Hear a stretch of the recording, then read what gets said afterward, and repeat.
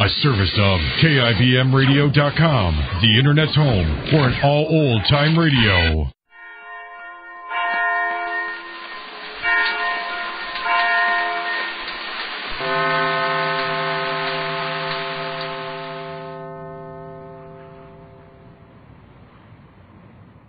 The Jack Benny Program, presented by Lucky Strike.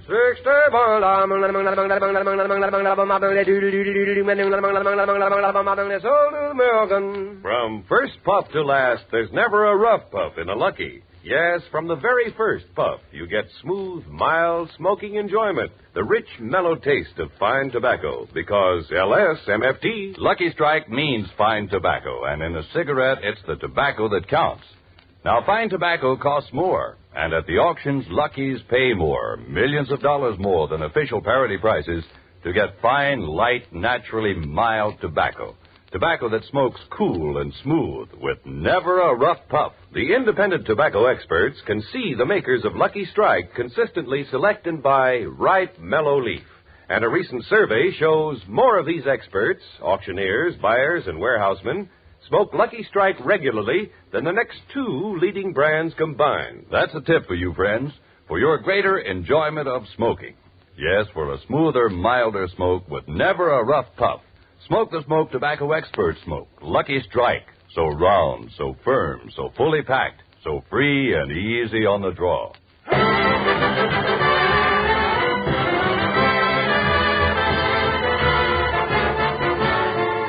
Lucky Strike program starring Jack Benny with Mary Livingston, Phil Harris, Rochester, Dennis Day, and yours truly, Don Wilson.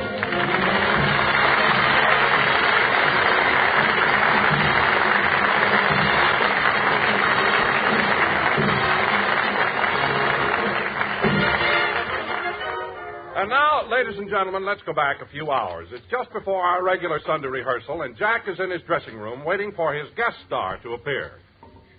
Oh, Rochester, has Fred Allen arrived yet? No, sir. Say, boss, Mr. Allen has been off the air for a long time, hasn't he? Yes, he has. Well, you and he never did get along. How come you're having him on your program? Well, Rochester, I'll admit it took me a long time to make up my mind. I didn't feel sorry for Mr. Allen when he lost his job, and I wasn't particularly upset when he was evicted from his house. But last week, when I saw him standing on the corner of Sunset and Doheny, selling maps to movie stars' homes, I wept. He looked awful standing out there selling those maps. His suit was so ragged, it looked like he bought it one flight up and then fell down the stairs. No kidding, boss. Does he really look that bad? Rochester, you won't believe this, but Allen is so weak that he's talking through his mouth now. He hasn't the strength to push the words up through his nose. Oh, it's pathetic. Well, then, under the circumstance, I suppose you're going to give him a very generous check. Well, a man should never let his sympathies override his good judgment in business. I'm going to pay him according to the number of laughs he gets. Then you'd better watch it, boss. He's liable to live himself right into the upper brackets. Listen, Allen couldn't ad-lib the word please if it was preceded by give me a package of Beeman's Pepsin chewing gum. So I'm not worried about what he's like. Oh, Jack. What is it, Don? Well, everyone's out on stage waiting for you. Oh, good. Has Fred Allen come in yet? Well, not yet. Oh, well, I'll be out in a minute. Oh, boss. While you're rehearsing, you want me to make out the payroll like I always do? Yes, Rochester. And on Don Wilson's check, deduct 50 cents. 50 cents? Yes, and on the stub, make a notation. Deduction for DP. DP? What does that stand for? Dreer Pooson.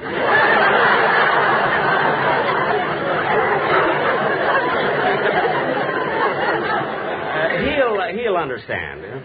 Well, I better get out on the stage. See you later, Rochester. Yada-dee-da-dum, da-dee-da-dum, da-dum-dum. Gee, that Los Angeles Open golf tournament sure was exciting. My legs are still sore from following Hogan and Snead. I was silly to follow such good players. They never lose any balls.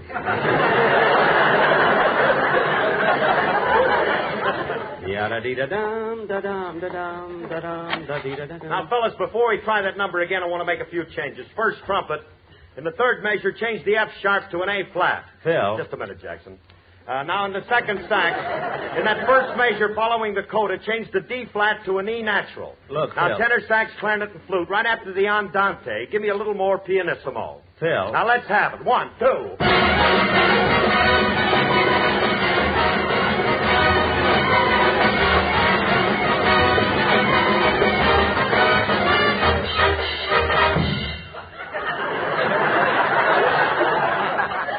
That's exactly what I want. Phil, what was that? Some enchanted evening. Phil, that was Some Enchanted Evening? Sure. And that's the way you're going to play it on my program? Certainly. Well, Phil, Yeah. if Some Enchanted Evening you should meet a stranger, ask him for a job.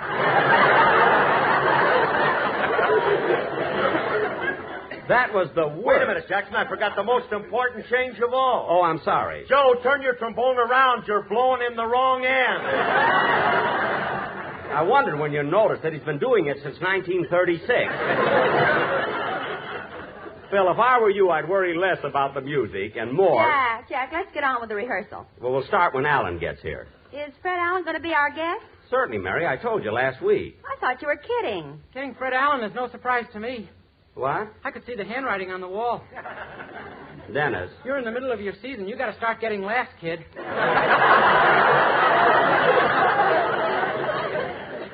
Now, look. Some Sundays I'm ashamed to go home. Wait a minute, Dennis. There's nothing for you to be ashamed of about my program. I happen to be one of the country's outstanding comedians. Some comedian. You couldn't ad-lib the word please if it was preceded by give me a package of Beeman's Pepsin chewing gum. Dennis, where'd you hear that? On Groucho Marx's program Wednesday night. Oh, yes. It was pretty good, wasn't it? Yeah, I like the part where Groucho said Fred Allen is so weak he has to talk through his mouth. Dennis, shut up.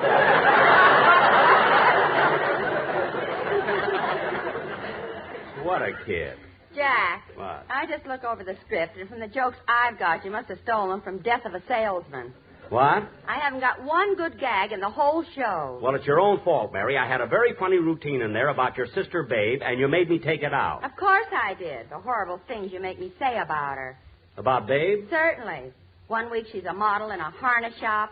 Next week she's a hostess on a live bait barge.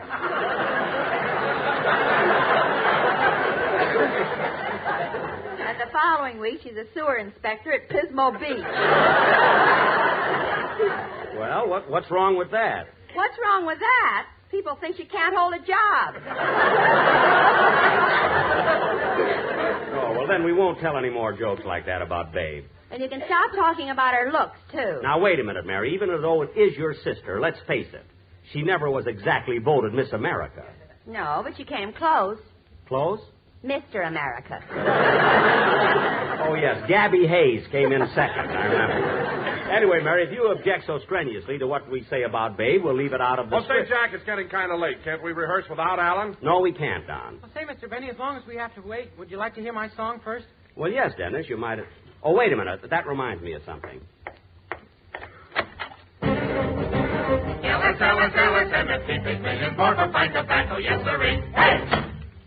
Now, go ahead, Dennis. Sing your song, will you? Jack. What? What was that? Well, during our murder mystery last week, the quartet was supposed to sing that, and at one point they got it so mixed up that nothing came out. It was just awful. Oh, so you're making them sing it today, huh, Jack? 500 times. But they won't bother us. They have to stay in that closet until they finish. But, Jack, the four of them in such a small closet. Well, that's part of the punishment, Mary. They can't stand each other, you know. Well, I don't think they're crazy enough to sing that same thing 500 times. You don't think so? Listen to this.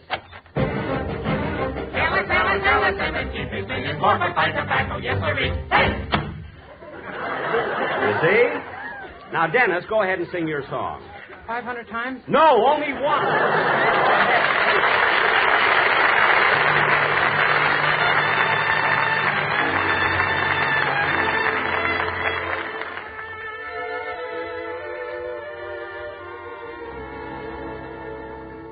Wish on the moon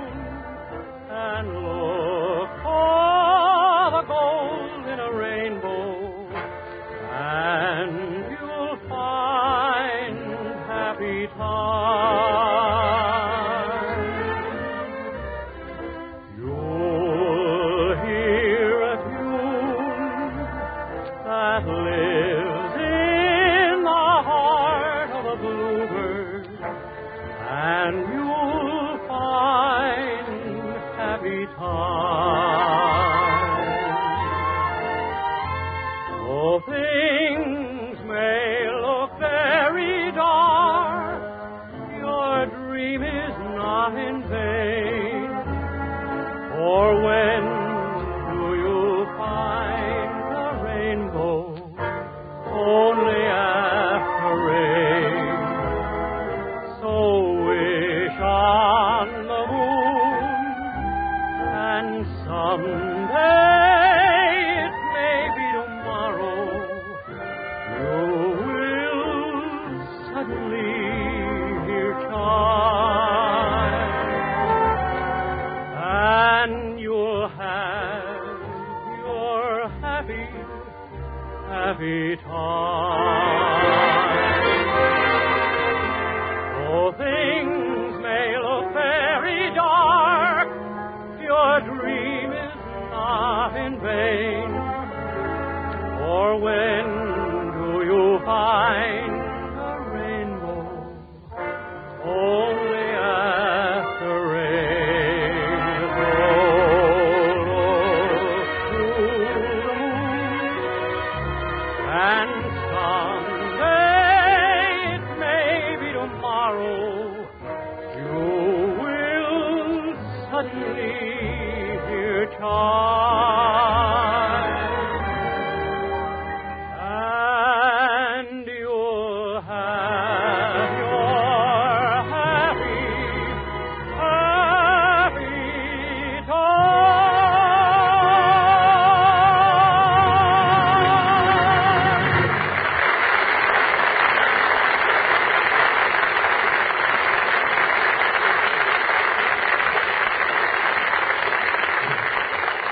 That was very good, Dennis, and when you do it on the show, I'll say that was Dennis Day singing Happy Times from Danny Kaye's new picture, The Inspector General, starring Danny Kaye. The song was written by Mrs. Danny Kaye and sung in the picture by Mr. Danny Kaye.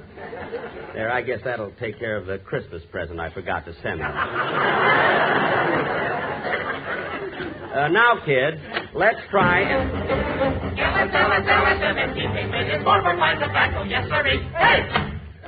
Dennis, get away from that door.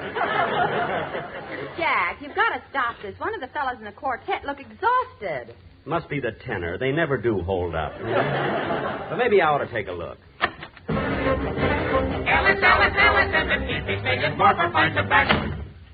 They're all right, Mary. Are you sure? Certainly, I'll show you.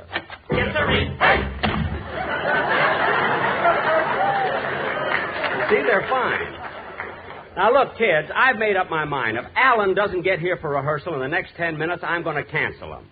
I wonder where he can be. He hasn't any friends out here. Maybe, I don't know.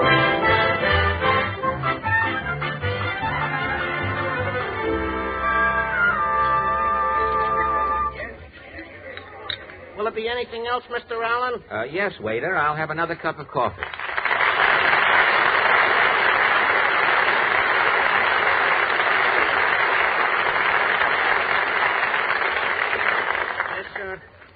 You know, Mr. Allen, before I took this job here at the Brown Derby, I was a waiter at Lindy's. Really? Now, how are things back in New York? Well, they're about the same, except we have a water shortage, you know. Oh, yeah, I've been reading about that. Did it affect you personally? Well, it didn't bother me much at first, but after several weeks, something told me to take a bath.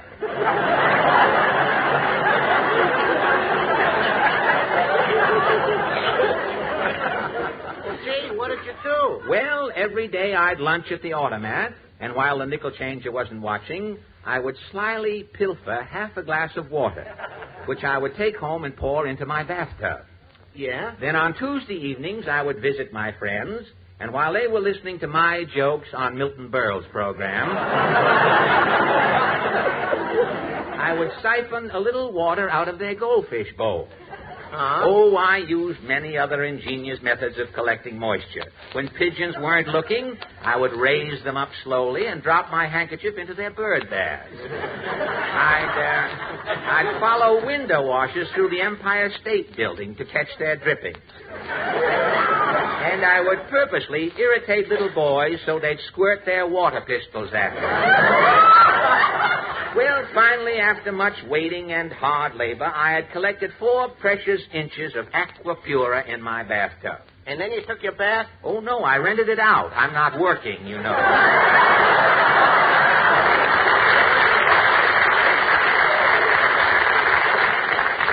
That's right. are you not on the radio anymore? Well, you may have overheard gossip. You know, radio is highly competitive. And the program that used to be opposite me was a giveaway show. Now, I don't know how it happened, but on the last Sunday in June, they gave me away.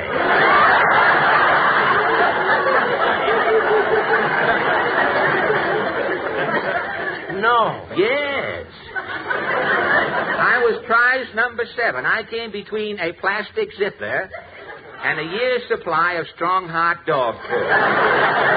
Well, gee, Mr. Allen, if you're through with radio, then you must be out to make a picture. No, I am not, my inquisitive little straight man. I am here. This is confidential, you know. I am here as a personal emissary of Mayor O'Dwyer to ask Jack Benny to come to our troubled city on March 15th. Why did they want Benny there on March the 15th? Because when Benny pays his income tax, his tears alone will fill every reservoir in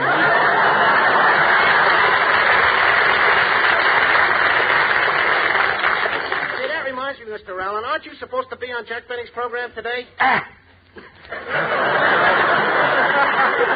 And how I hate it.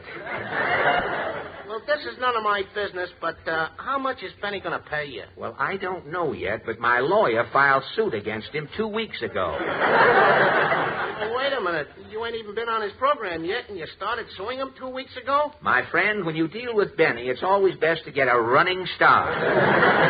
You mean he's really that cheap? Cheap? Why, Benny is so tight that last summer when he was out on a dude ranch, he kept his money in a wildcat's mouth.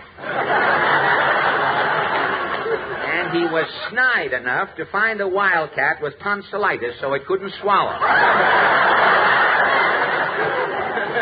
Well, I'd better get going. I have to go to that old man's rehearsal over there. Say, which network is he lousing up now? Oh, he's at CBS. It's just 2 blocks from here. Say, on second thought, you know, I think I'll let him stew a little while. Bring me another cup of coffee.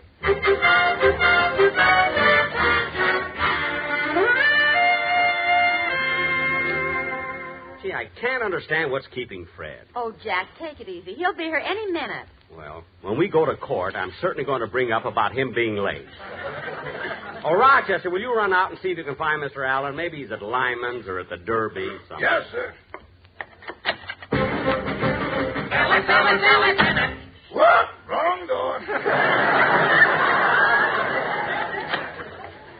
See, that Allen is certainly a thoughtless guy. He's been doing things like this to me since the first day I met him. Jack, I've been with you for so many years, and I never knew how you first met Fred Allen. Oh, it happened in Boston a long time ago. Well, tell me about it, Jack. All right, Don. It was many, many years ago when vaudeville was at its height. I was the headliner at the Metropolitan Theater in Boston. One night after the supper show, I was sitting in my dressing room resting from my 7 encores. I was removing my makeup.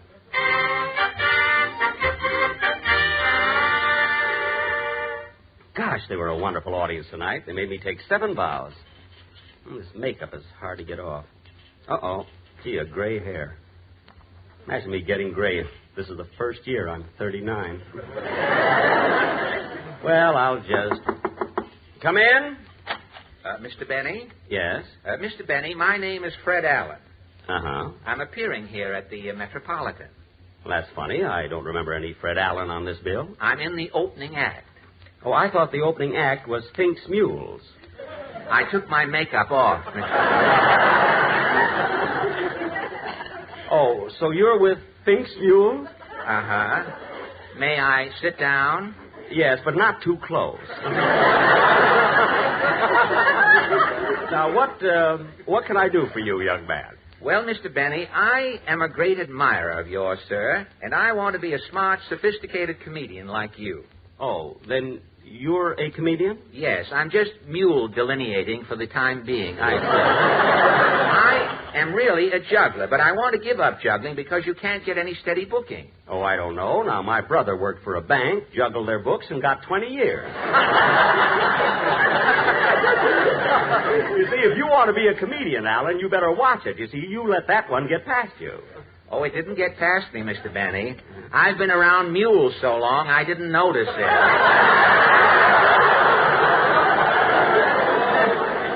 Well, Mr. Allen, If you're a juggler, I hardly think you have the experience to become a great comedian. Oh, sir, I never hope to be as great as you are, sir. But I do think with a little perseverance and some polish, mark you, I might become another Maury Amsterdam. Well, you should be able to get laughs, Alan. You're ugly enough. Thank you, sir. You're welcome. Tell me, Mr. Benny, what do you think of this new entertainment medium that's just starting up, this thing called radio? Well, I've been giving it a lot of thought. In fact, I already have an idea for a radio program. You have? Yes. On my program each week, I'll visit a place called Benny's Boulevard, where I'll start knocking on doors and ask topical questions of 4 people. 4 people? Yes, a Southern senator, a rube who says howdy, bub, Oh. a Bronx housewife, and an Irishman. Gosh, what a novel idea for radio. You know, that might even replace the street singer. Yes. You'll have to excuse me now, Alan. I've got to get dressed for dinner. Well, goodbye, Mr. Benny, and thank you so much, sir, for your help. I will always treasure the memory of this meeting the greatest comedian in the world, sir. I'm backing out, sir. Thank you. And that, John, is how I first met Fred Allen, and why I dislike him so much. Jack, you mean... Yes, he stole my radio idea and called it Allen's Alley. Gee, I wonder if Rochester has found him yet.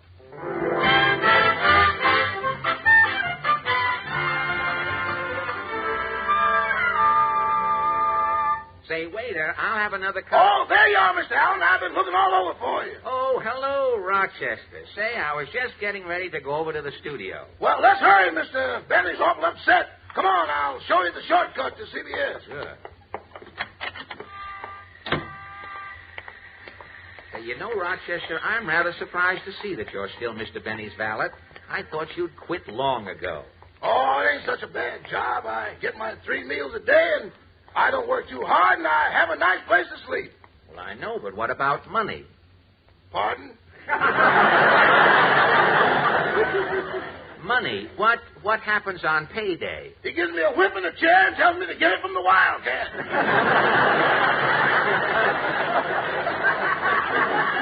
Yeah, after all these years, Rochester, you'd think Benny would change. But he's just as bad as when I first met him in Boston many years ago. I never did hear about how you two first met. Would you tell me about it, Mr. Allen? Well, are you really interested, are you? Uh-huh. Well, I shall be glad to tell you, Rochester. Before you start, we'll take this shortcut. We'll go through the parking lot at NBC, which will lead us to the back door of CBS. That way we can... Who was that? Bill Harris.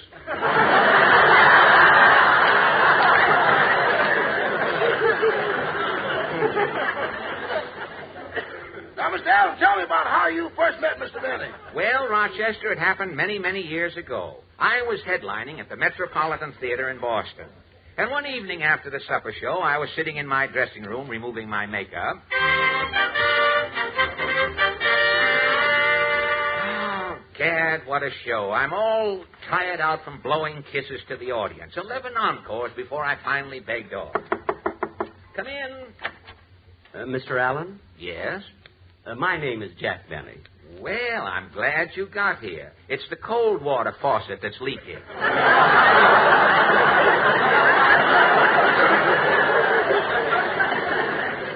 No, I'm not the plumber. See, I'm appearing here on the vaudeville bill with you. Jack Benny, Jack. Say, I didn't see your name on the program. Oh, I'm in the opening act. But the show opens with a Japanese flash act. Yamaguchi and Takamura. Gosh, they're wonderful. The way they lie on their backs and juggle that big barrel with their feet. I know. And inside of that barrel, me. No. Oh, yes, Mr. Allen. While they're balancing that barrel and kicking it up in the air, I'm curled up inside with my violin, playing Ireland Must Be Heaven, because my mother came from there. What an inspired touch. I can just hear that music coming out through the bunghole.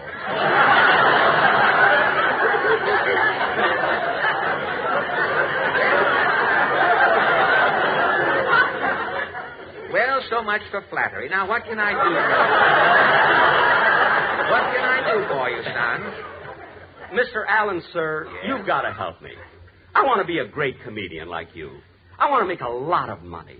A lot of money. But, Benny, why knock yourself out to make a lot of money? You'll only spend it. No, Mr. Allen. I save my money. Here, look. Say, that's a peculiar-looking wallet you have there. It's a baby wildcat. It has a strep throat. Anyway, Mr. Allen, I want to be a great comedian like you. Well, if you're so anxious to earn big money, why don't you turn to radio? Radio? Yes, it's a gold mine. Say, I'm working on an idea for a program for myself. Now, my idea is this. I'll be the star, you see, and I'll have a valet, a very naive young boy singer, a girl to insult me, a drunken orchestra leader, and a fat announcer. Gee, that sounds like a wonderful idea, Mr. Allen, and I hope you have a lot of luck with it. Goodbye. And that's how I first met your boss, Rochester. You mean? Yes, Rochester. Mr. Benny stole my radio idea, crawled out of his barrel, said goodbye to Yamaguchi and Takamura, crawled out through the bunghole, became a big success on the air, sold himself to CBS for $2 million, while today I am a bum. How fickle fate can be. Well, here's the studio, Mr. Allen. Let's go in. No, Rochester. I can't go in. What? I can't do it, Rochester. I can't let Benny give me a job. I may be a derelict, down and out, but I've still got my pride. But, Mr. Allen... No, I'm sorry, Rochester. I just can't do it. But, Mr. Allen, you haven't got any money. How are you going to live? Don't worry about me. I'll get along. Maps! Get your maps to the movie star home. James Mason's, Ronald Coleman's, Mr. and Mrs. Gary Cooper, Mr. and Mrs. Robert Taylor. You can't tell me...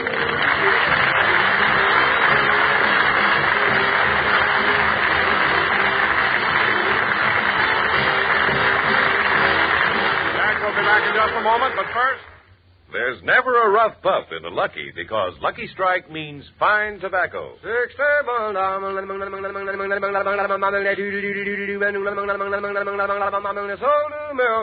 Yes, sold to American. That's a familiar cry at the auctions when fine tobacco comes up for sale. For at market after market, the buyers for Lucky Strike go after fine, light, naturally mild tobacco. Tobacco they know will give you a milder, smoother smoke with never a rough puff. Now, fine tobacco like this costs more, and Lucky's pay more. Millions of dollars more than official parity prices to get light, ripe tobacco for your cigarette. No doubt about it. LSMFT, Lucky Strike means fine tobacco, and it takes fine tobacco to make a fine cigarette. So for the real deep-down smoking enjoyment that only fine tobacco can give you, light up as a Lucky. Puff by puff, you'll see there's never a rough puff in a Lucky. Good reason to make your next carton Lucky Strike.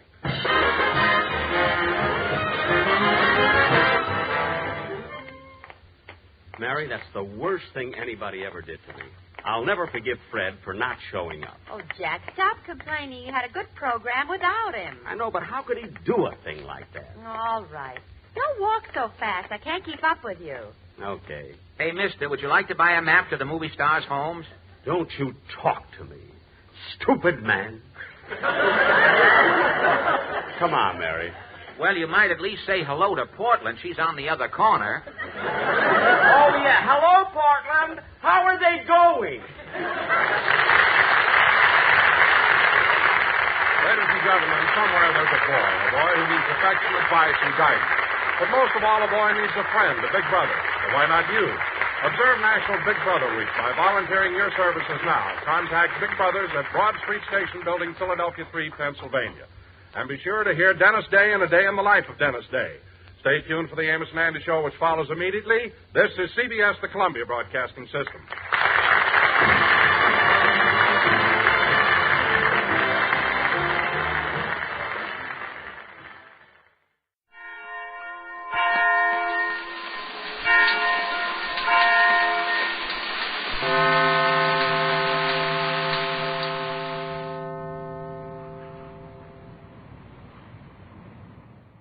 Good health to all from Rexall. It's the Phil Harris Alice Faye Show, presented by the makers of Rexall drug products and 10,000 independent Rexall family druggists. Good evening. This is your Rexall family druggist with a welcome from all 10,000 of us. The 10,000 independent druggists who have added the word Rexall to our own store names and placed the famous orange and blue Rexall sign on our windows. We've done that because we believe in the 2,000 or more drug products made by the Rexall Drug Company, and we confidently recommend them to our customers. Like Rexall Milk of Magnesia, for instance. Here's the milk of magnesia that's so mild, so creamy smooth, and free from unpleasant earthy taste, even children like it. And it's quality like that we family druggists are talking about when we tell you you can depend on any drug product that bears the name Rexall. Good health to all from Rexall. And now your Rexall family druggist brings you the Phil Harris Alice Faye Show. Written by Ray Singer and Dick Chevrolet with Elliot Lewis, Walter Tetley, Robert North, Janine Roos, Ann Whitfield, Walter Sharp and his music, yours truly, Bill Foreman, and starring Alice Faye and Phil Harris.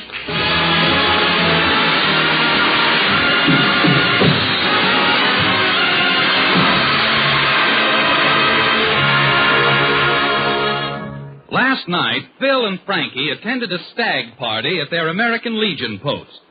It was quite an affair, and they stayed a little later than they anticipated. And now as we look in, our two heroes have just returned and are standing in front of Phil's house. Oh, Curly, that sure was a swell party, wasn't it? Yeah, but this is no time for me to be getting home. No, it's not that late. Yeah, it's a beautiful night. Look how bright the moon is. By the way, what time is it? 7 o'clock, and that's the sun. Oh, Frankie, I'm in trouble. Alice let me go out with the boys last night, but I can't let her find me coming in at this time. Why not? She only gave me a 6-hour pass. Look, Remley, I forgot my keys. Now, we're going to have to sneak in through that cellar window. Oh, that's a fine thing. Guy invites me to spend the night at his house, and I got to sneak in through the window. Curly, I ain't going to do it. You can go in through the cellar window. I got a smarter way of getting in. How? I'm going to ring the bell and wake Alice. Don't touch that. Guy can get killed that way. Curly, stand up to your wife. Assert yourself. Tell her off. Let her know who's the boss. Quiet, you single man, you. Assert yourself.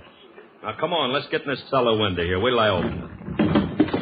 There it is. Now, go ahead, Remley. You jump down first. Curly, aren't you ashamed of yourself sneaking in through the cellar? You do this often? Of course not. I've been married 8 years, and this is the first time I've ever done anything like this. Yeah, it's dark down there. Which way do I jump? Well, I always jump forward and a little to the left.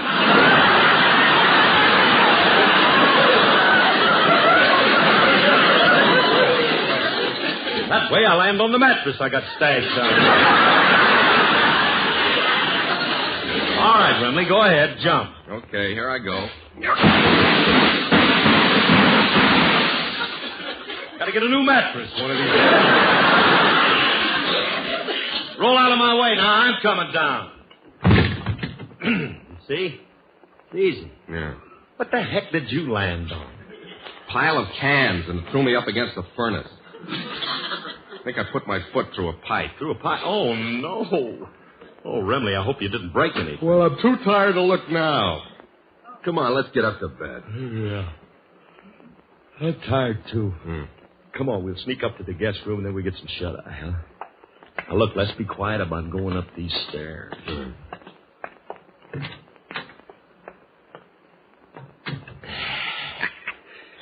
Well, we made it without... Did that all right, didn't we?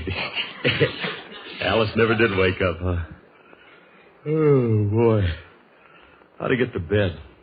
I'm so tired, I'm not going to take my clothes off. No, me neither. Just to take my shoes off.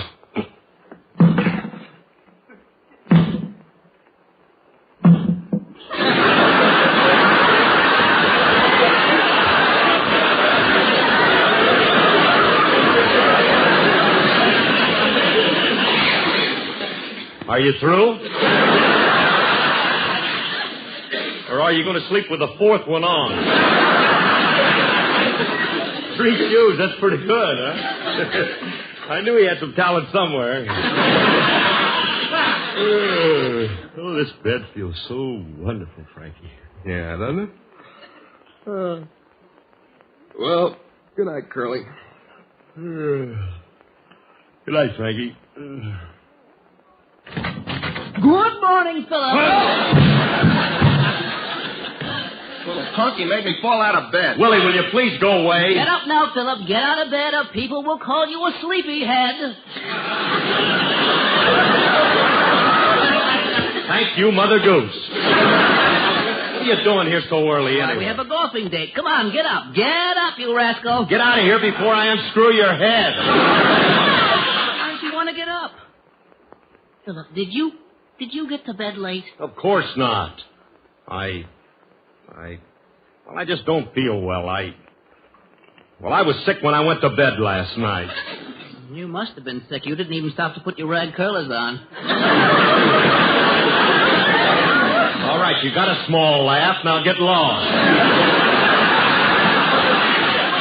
Well, I'll go downstairs and break every one of your old master painter records. No eyes. Get out of here.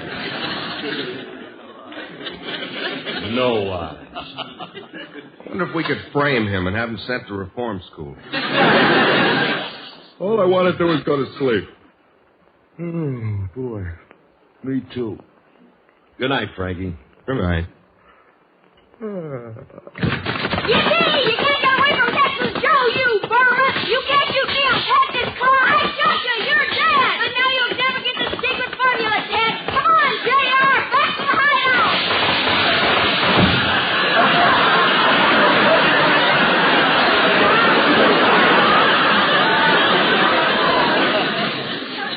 Well, they just finished another one at Monogram.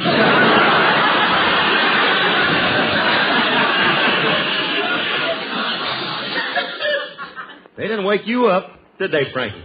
Oh, no. I'm just lying here thinking. Thinking? Or what? Next time they come through, let's give them real guns.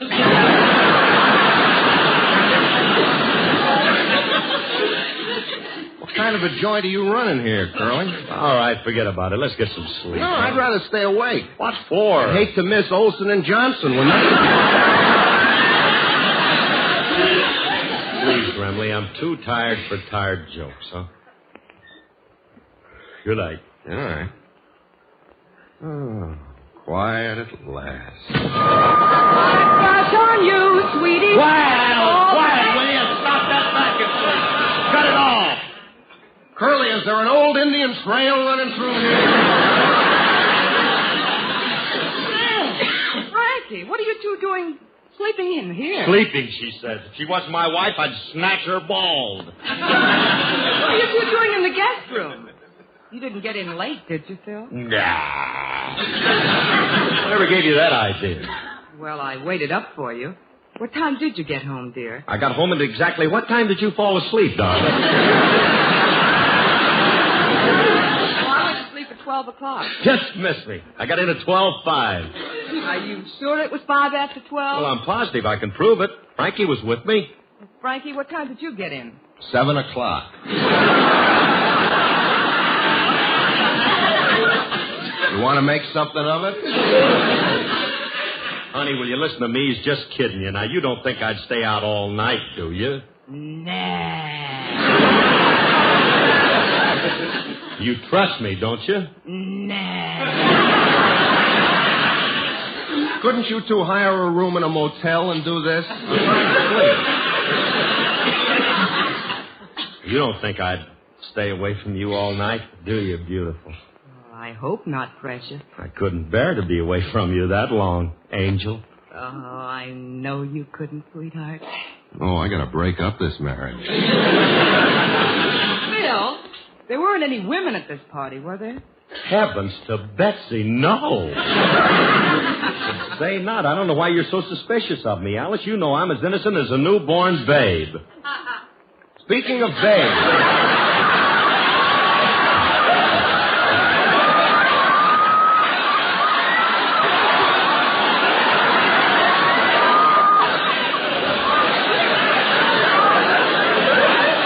How'd she get in there?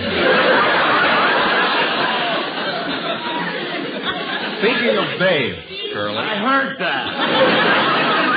I found this lipstick-stained handkerchief of yours at the party last night. Wait a minute. How'd you know it's mine? Got your monogram? Let me see that handkerchief. Mm-hmm. Say, Phil, this is yours.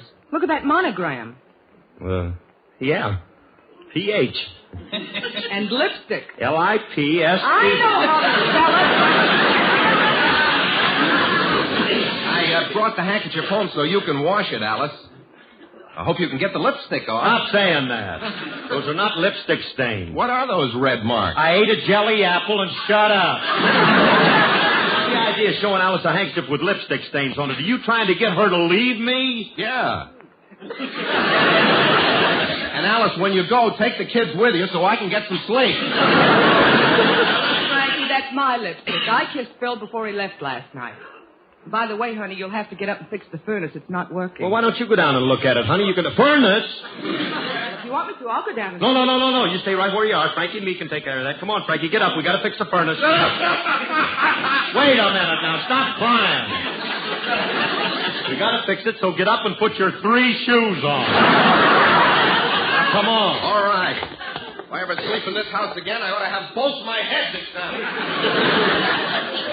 I never saw 2 fellows get dressed so fast.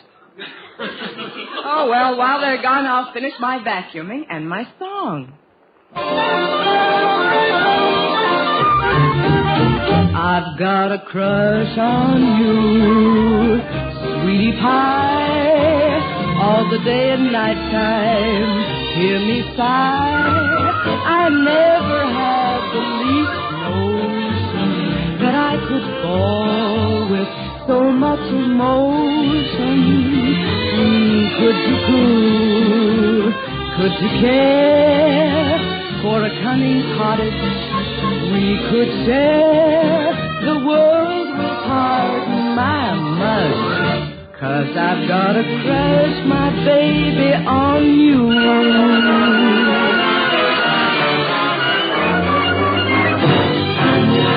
I've got a crush on you, sweetie pie, on the day and night time, hear me sigh. I never had the least notion that I could fall so hard with so much emotion. Could you care for a cunning cottage we could share? The world will pardon my mind, 'cause I've got a crush on you, no one else but you.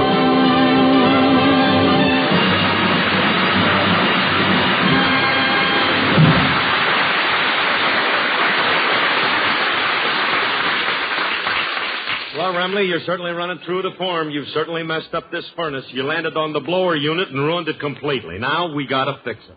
We gotta fix it? I've already done my share. I broke it. You fixed it. Go upstairs, go back to bed. Go back here. What? We can't let Alice know we broke it. You know that. Why not? Oh, you don't know that kid's Irish temper. When she gets mad, she's a regular Victor McLaughlin. You mean 2 big, strong men like us can't stand up to a weak 155-pound female?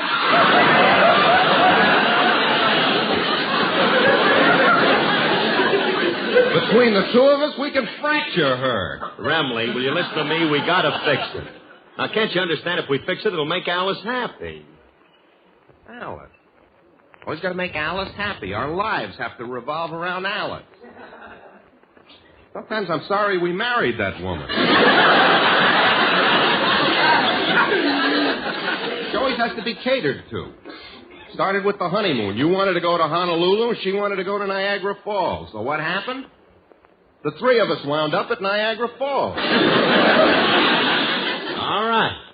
Now, let's get busy and fix the furnace. I had a miserable head cold the whole 2 weeks we were there. Will you stop?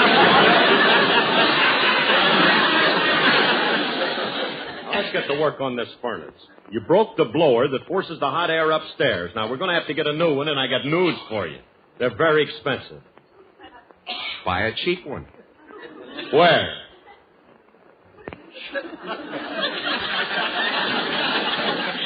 I know a guy. He's a friend of mine who runs a war surplus store. He has... Cut! That's all. If a friend of yours has a war surplus store, he probably got the stuff from the losing side. Wait a minute, Curly. I resent that. I don't care what you resent. I'm not buying anything from your friend's war surplus store. Okay. But Yuki Saki has some wonderful buys. You saved your breath for years. I've let you talk me into getting things, buying things, fixing things. But now the revolution has come. I'm getting my own stuff, and I'm getting it at a legitimate appliance store. Now, you stay here and keep Alice out of that cellar down here, and I'll be right back pretty quick. What's the 3 quicks for? Well, the first one means I'll be back fast. Mm-hmm. The second one is the name of the magazine, which has a picture and a story of me, Alice, and the kids in the current issue. What's the 3rd quick for? The picture in the magazine is so good, I thought I'd name the magazine twice. I'll see you, quick.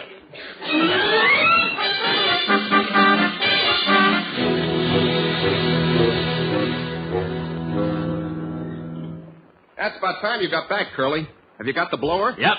Got it right here. Yeah, did you get it at the appliance shop? Well, not exactly.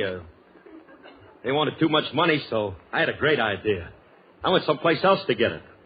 Where'd you go? War surplus store.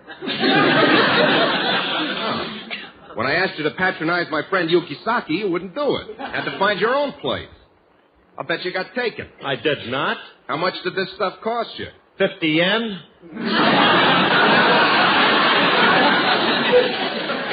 Yuki's a very nice guy. I told you. Yeah, I like him. And he isn't the kind who tries to take you, you know. Did he sell you a regular blower? Well, not exactly. He talked me into something that's even better. What? A wind tunnel.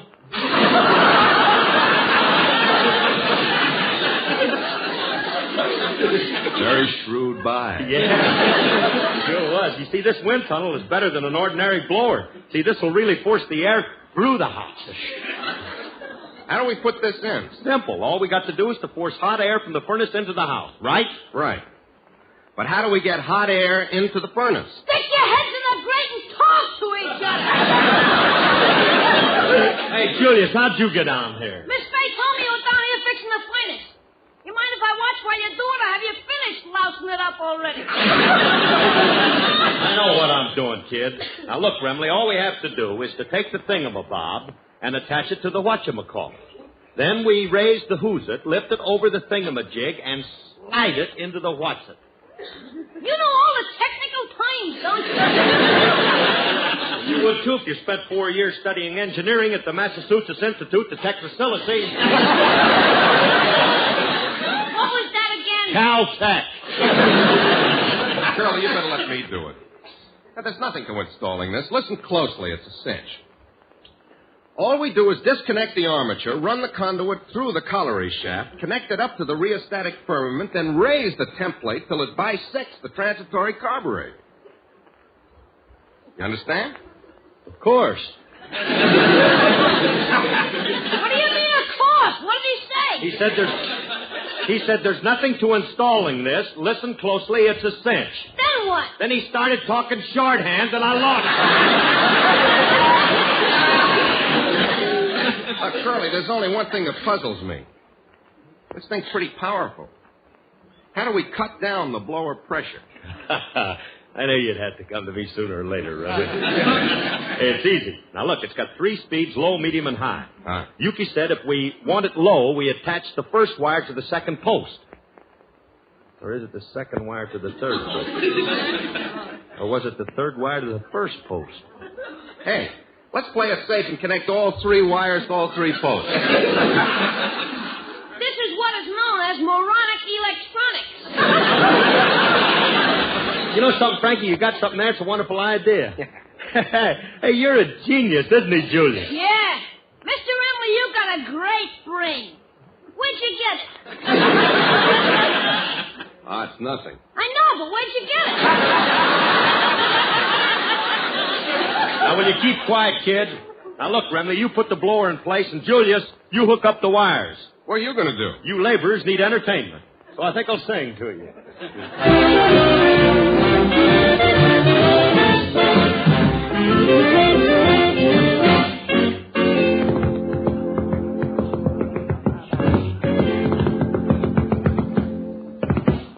you ever passed the corner out 4th and Grand, where a little bundle of rhythm runs the shoe shine stand? People gather round and they clap their hands. He's a great big bundle of joy. He pops a boogie-woogie rag, the Chattanooga shoe shine boy. He charges you a nickel just to shine one shoe. Makes the oldest kind of leather look like new. Feel as though you want to dance when he gets through, 'cause he's a great big bundle of joy. He pops that boogie-woogie rag, the Chattanooga shoe shine boy. But it's a wonder that the rag don't tap, the way he makes it pop. Bop! You ought to hear him fan the air. Hibbity-hibbity-hibbity-hibbity-hibbity-hop. He opens up for business when the clock strikes 9. Likes to get 'em early, that's when they're feeling fine. Yes, everybody gets a little rise and shine from that great big bundle of joy. He pops that boogie-woogie rag, the Chattanooga shoe shine boy.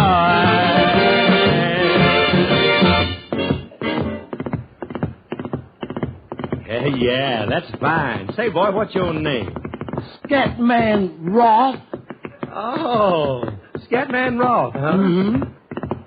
Well, I'm just going to call you Roth. Yeah. That's what I'm going to call you. Is that all right, Roth? Yeah. I'm going to tell you one thing, Roth. You lay down a lot of claw. Yeah. But it's a wonder that that rag don't tap, the way he makes it snap. Zap! You ought to hear him fan in the air with a slappy-wap-tap, slappy-wap-tap, slappy-wap-tappy with a bap-bap-tap. He opens up for business when the clock strikes 9. Says he likes to get 'em early. Says that's when there's a feeling fine. 'Cause everybody gets a lot of that rise and shine with that great big bundle of joy. He pops that boogie-woogie rag, the Chattanooga shoe shine boy.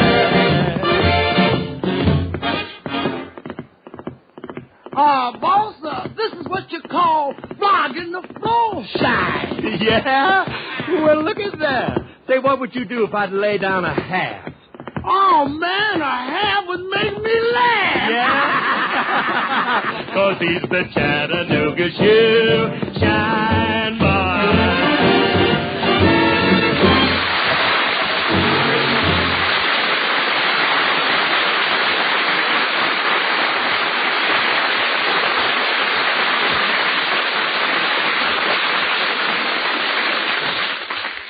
Well, Curly, we got the blower all wired up and ready to install. Let's try it. Wait a minute. What's the matter? Well, remember this now. Whoever turns the switch on has to stand in front of the wind tunnel. Might be dangerous.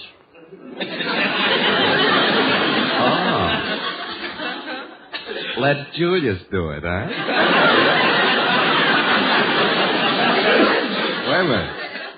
How are we going to get him to turn it on? Child psychology.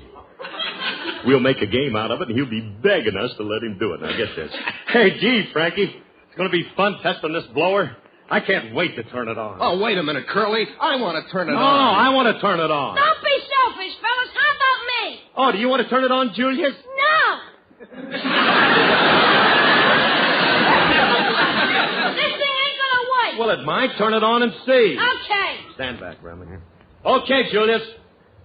Push the switch. All right, here goes. You see, I told you. Look at it take off. Zooming well. Hey, he's airborne. Curly, look, he's heading for the wall. Back to the left, kid. Hey, raise your flaps to lower your landing gear. Whoa. Well, he crashed. I guess he ain't ready to solo yet. Get me off this wall. The air pressure got me pinned on. I can't breathe. You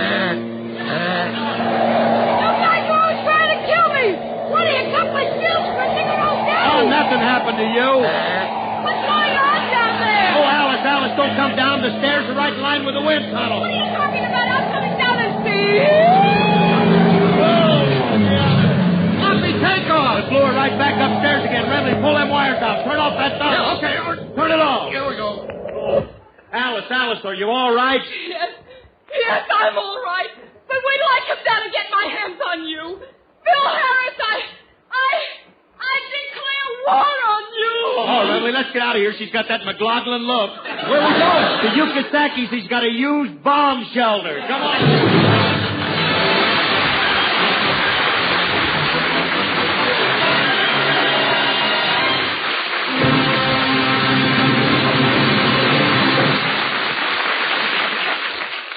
Alice and Phil will be back in just a moment. Meanwhile, here's your Rexall family druggist.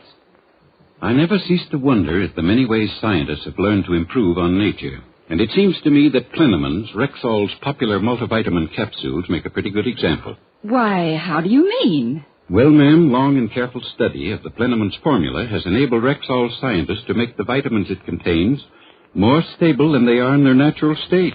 For example, the vitamin C in Plinneman's is more stable, that is, less liable to lose its full natural potency, than the same amount in orange juice would be shortly after the juice is squeezed from the fresh orange. Well, how do they do it? Well, for one thing, the vitamins contained in Plinneman's are protected in the capsule by a special fruit acid, which helps keep them at their full potency. What's more, Plinneman's are carefully fortified so that when you take them, you can be sure you're getting, at the very least, the amount stated on the label. And are Plenamins easy to take? Just this easy. The daily dosage is individually sealed in airtight metal foil. You merely break it off from day to day, and the remaining capsules stay completely protected. Say, I'm beginning to think old Mother Nature could learn something from Rexall scientists. Well, ma'am, 10,000 family druggists have learned this. You can depend on any drug product that bears the name Rexall. Good health to all from Rexall.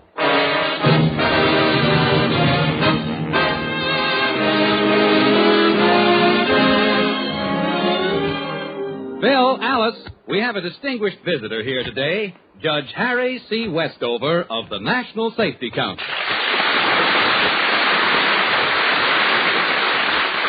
As a representative of the National Safety Council, it gives me great pleasure, Phil and Alice, to present you with this award of merit for exceptional service to the cause of safety in 1949. The recordings you made for National Safety Council have been heard all over our nation, and through them you've helped reduce our appalling home accident toll.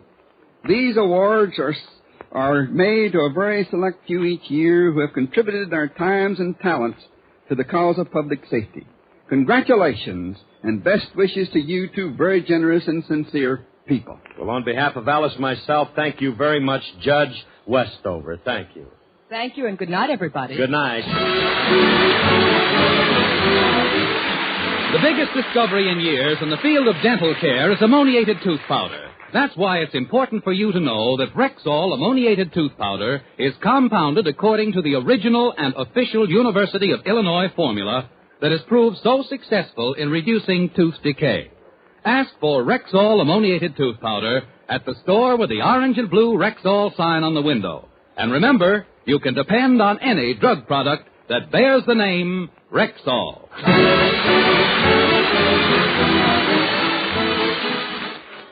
Next, Sam Spade, then Three Great Stars on Theater Guild on NBC.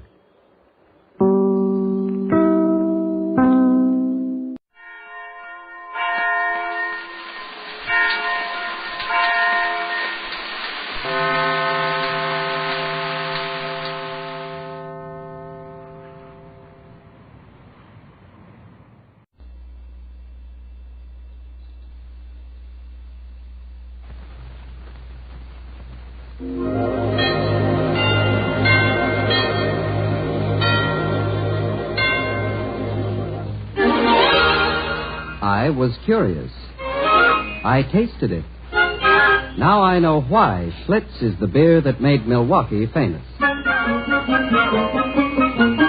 If you like good beer, you'll find it pays to be curious and learn about Schlitz for yourself. And now the Joseph Schlitz Brewing Company of Milwaukee, Wisconsin presents Mr. and Mrs. Ronald Coleman.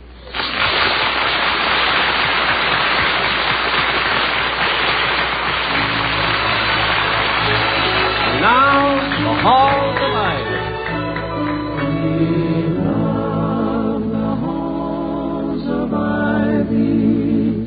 That surround us here today, and we will not forget, though we be far, far away. Welcome again to Ivy College, that is, in the town of Ivy, USA. We suppose most people regard a college president, when they happen to think of him at all, as a man concerned only with scholarly matters, such as a fat endowment or a new football stadium. Now, this is a profound misconception. In most respects, college presidents have the same interests we do. At this moment, for example, Dr. William Todd Hunter Hall, the president of Ivy, sits book in hand seeking the answer to a question millions of thoughtful Americans are asking themselves tonight. Who done it? Mrs. Hall is going over the household accounts.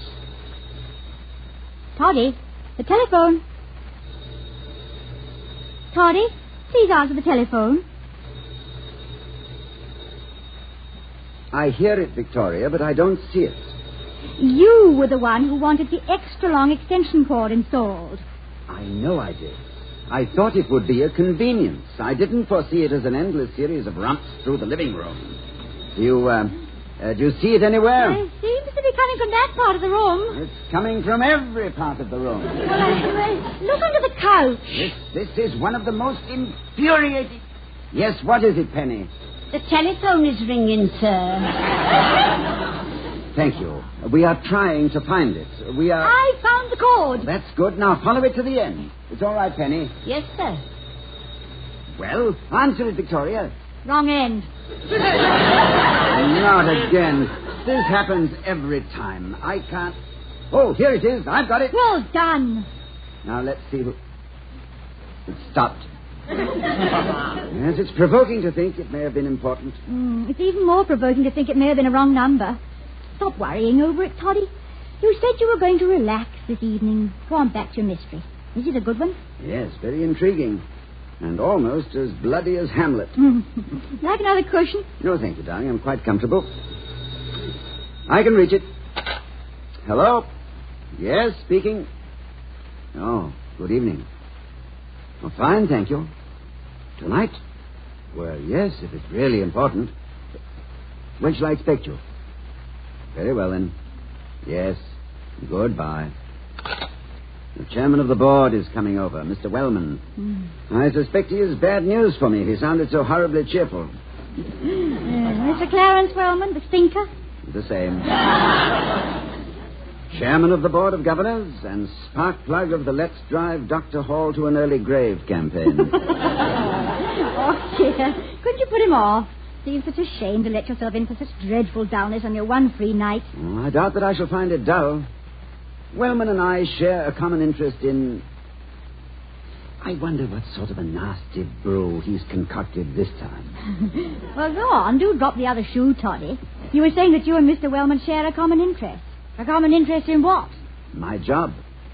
I have it, and he wants me out of it. He's been after that for years, pursuing it with the fixity of purpose and the utter lack of humor of a child reading a comic book. Well, there's no point in fretting. Have an apple. Vicky, darling, I love you, but I cannot be soothed with a pippin. I wasn't trying to soothe you, Toddy. I was merely trying to induce you to eat some fruit. You never eat any at all. It's bad for you. Is there any chance of Mr. Wellman getting you out of your job? Oh, not for the next 5 years. My contract, as you know, runs through 1955. But he seems to have reasoned that if little drops of water can, in the course of time, produce a phenomenon like the Grand Canyon, I need not complete the thought. You sure you won't try pippin? Quite sure, my dear. In my most tranquil moments, I have little taste for apples. I've even less while awaiting the arrival of a colleague who is seeking to dehorse me. It's very odd, you know. I should detest fruit, too. It figured so prominently in my first professional appearance. Really, Victoria? I've always thought of your theatrical career as a series of personal triumphs. Yeah, it was, for the most part. But not in this particular instance. I was only 15, but rather ripe for my age, when a comic named Arthur Pinero offered me a job as his partner in a variety turn. 15. I wish I'd seen the act. You'll change your mind when I'll tell you we were billed as Pinero and Cromwell, those funny people. We broke in to turn at a small variety house in the East End of London. I like to think the performance flopped because of its subtlety. What was it like? Well, I'd feed Artie a line, and he'd retort wittily, and then we'd slosh each other about the head with inflated bladders. The harvest of fruit generally occurred after we'd been on about 3 minutes, and order was not restored until about the 6th chorus of God Save the King. And you still like apples, huh? Well, 9 o'clock. Wellman will be here any minute. Oh, Toddy, don't look so concerned.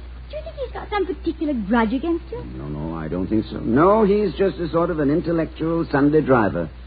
He has no destination in mind and resents being passed by someone who has. There he is now. Well, Penny will let him in. You're not really worrying about his visit, are you? No, but the jawbone of an ass is a legendary weapon. And Mr. Wellman, being equipped with both uppers and lowers... Whoops. Oh, good evening, Mr. Wellman. Good evening, Dr. Hall. And Mrs. Hall. Good evening. Come in. Thank you. How are you feeling this evening, Doctor? Fine. Never better. Should have seen the dinner I ate. Oh, good. I really tucked it away with both hands tonight, didn't I, Victoria? You certainly did. And imagine, no sooner had we left the table and settled ourselves in here than he asked for an apple. Here you are, William, have one. Thank you, Victoria. Oh, not at all. Would you care for one, Mr. Wellman? No, thank you. Apples do not agree with me. Sit down, Mr. Wellman. Thank you. This won't take very long. I seem to have sat on your book. Oh, no. I'm sorry, I must have... Raymond Harris's latest. He died laughing. Finished it? No, I'm in the middle. I read it last night. Excellent mystery, I thought. Have you guessed yet that the elevator girl Dolores is the murderer? No, I haven't. I imagine I will very soon, though. Is there anything else you wish to see me about? Yes. I have here a copy of today's edition of the students' newspaper, the Ivy Bulletin. I want to read the editorial to you, if I may. Just listen to this. The statements issued by our Board of Governors resemble the peace of God in that they are beyond human comprehension. Never has so much pap... What? Let me see that. It's quite the most vicious attack I've ever read. Who's responsible for this? Young Buckley, I presume. Jared Buckley, the editor. I shall most certainly demand a full explanation. The governors were so incensed when they learned... The board knows of this? They know of this editorial? How? I had some other business to take up with them and called an informal meeting early this evening. This was taken up in passing. I naturally assumed they were already familiar with it. Naturally. Everyone knows that prosperous industrialists spend most of their time devouring student publications. It was an irregular meeting, Doctor. I trust it does not upset you. Oh, not in the least. Victoria, may I have another apple? Of course, here. Thank you. I assumed the board would be familiar with the editorial because of my own interest in the bulletin. I was its editor while a member of the class of 1907. Imagine my horror when I realized they had heard nothing about this editorial and never would have had I not brought it to their attention. You must have felt dreadful. I immediately tried to undo the damage I had so innocently caused. I told them I felt certain there was some explanation for an editorial which discussed me and the other members of the board in terms one would not apply even to a mongrel dog. And that failed to calm them? My efforts to pour oil upon the troubled waters merely incensed them the more. Incredible. They instructed me to go to the root of the matter and to announce to you that they would press for Buckley's expulsion. His immediate expulsion. The decision to expel rests entirely with me. Until I know the full story, I refuse even to consider it. The members of the board are entirely justified in their resentment. But so drastic a step is not to be thought of prior to full investigation. Well, of course, that's a matter resting entirely between you and the members of the board, of which I merely happen to be the chairman. Oh, good heavens. Look at the time. I didn't intend to stay this long. I must have bored you to death with my dull, sharp talk, Mrs. Hall. Oh, not at all. Your visit was very stimulating. Gave me all sorts of ideas. Very kind of you to say so. Good night, Doctor. Don't bother to see me to the door. Good night. I want you to know I'm fully aware of how you've gone out of your way in this matter of the editorial. Oh, no, don't mention it. I always like to do whatever I can. Yes, that's what I mean. Good night. Is it as bad as it sounds, darling? I'm afraid it'll require more than 6 choruses of God Save the King to save this act, Victoria. I must see young Buckley at once to determine exactly what prompted his outburst. I'll have Grogan locate him. I'll call him now. And... oh, no. What is it, Toddy? It's gone. That leaping telephone has slipped its leash and run to cover again. Come on, Dickie. You take that side of the room and I'll take this side. Between us, we should be able to run it down by midnight.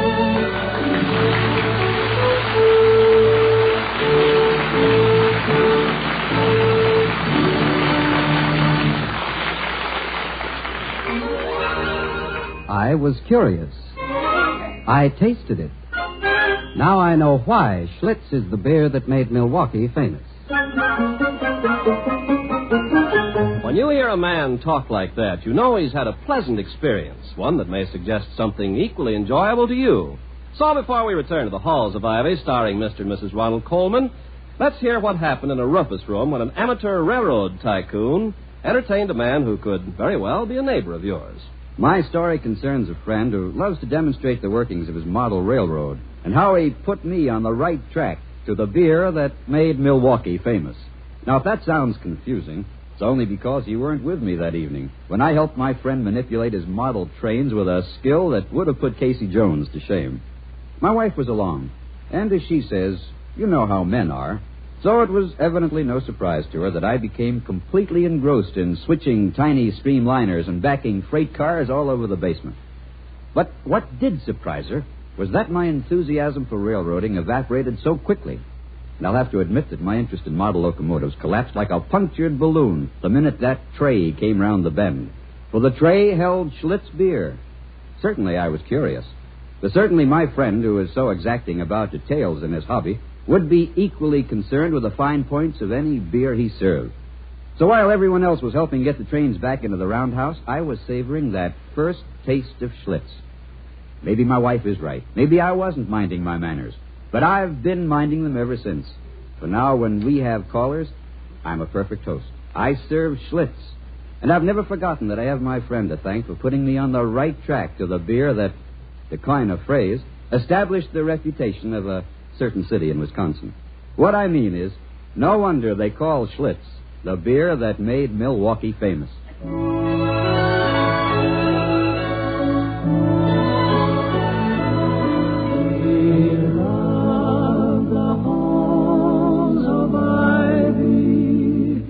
That surround us here today. As we rejoin the Halls of Ivy, the rather worried Dr. Hall, with a touch of nostalgia, says,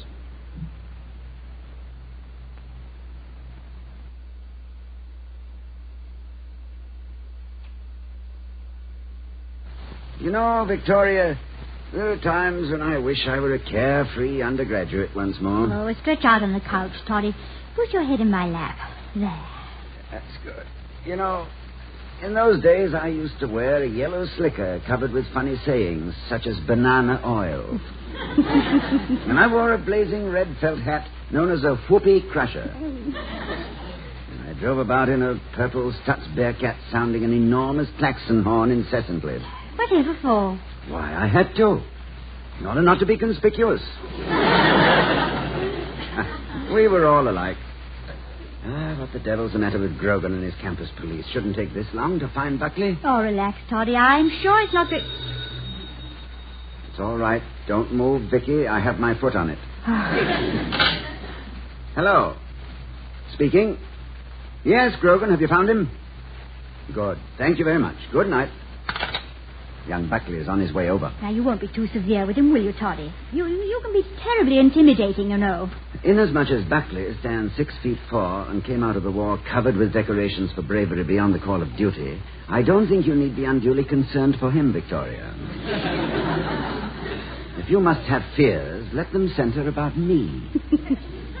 I don't relish this interview at all. If he published a retraction, would that smooth things over? I'm afraid not. Mr. Wellman, the entire board, in fact, will be appeased by nothing short of a human sacrifice. My own feeling is that Buckley, as editor, is privileged to express his view right or wrong, subject only to a reply by the board being given equal space and prominence in the bulletin. I have very strong feelings about the freedom of the press. That's one of the reasons I love you, Toddy. You have strong feelings about everything. Thank you, Vicky. I also have very strong feelings about the freedom of reading. Our press is free to report and interpret, and is also free to distort and suppress. The public is free to read what it will, and is also free to disbelieve and go behind the printed word. Free is a short word that goes a long way. It's one of the most beautiful words in our language. Ever since the Chinese invented movable type half a century before Gutenberg, freedom has been moving forward, in spite of a few bad publishers and stupid readers. A responsible press and an informed public... excuse me, am I making a speech again? Yes. The same one you gave to the journalism class last month, so you fixed it up a little. What do you do if Mr. Wellman insists Buckley be expelled? Oh, I'll fight him. Even though the board may take my contract and... Tell me, is it very difficult to manipulate an inflated bladder?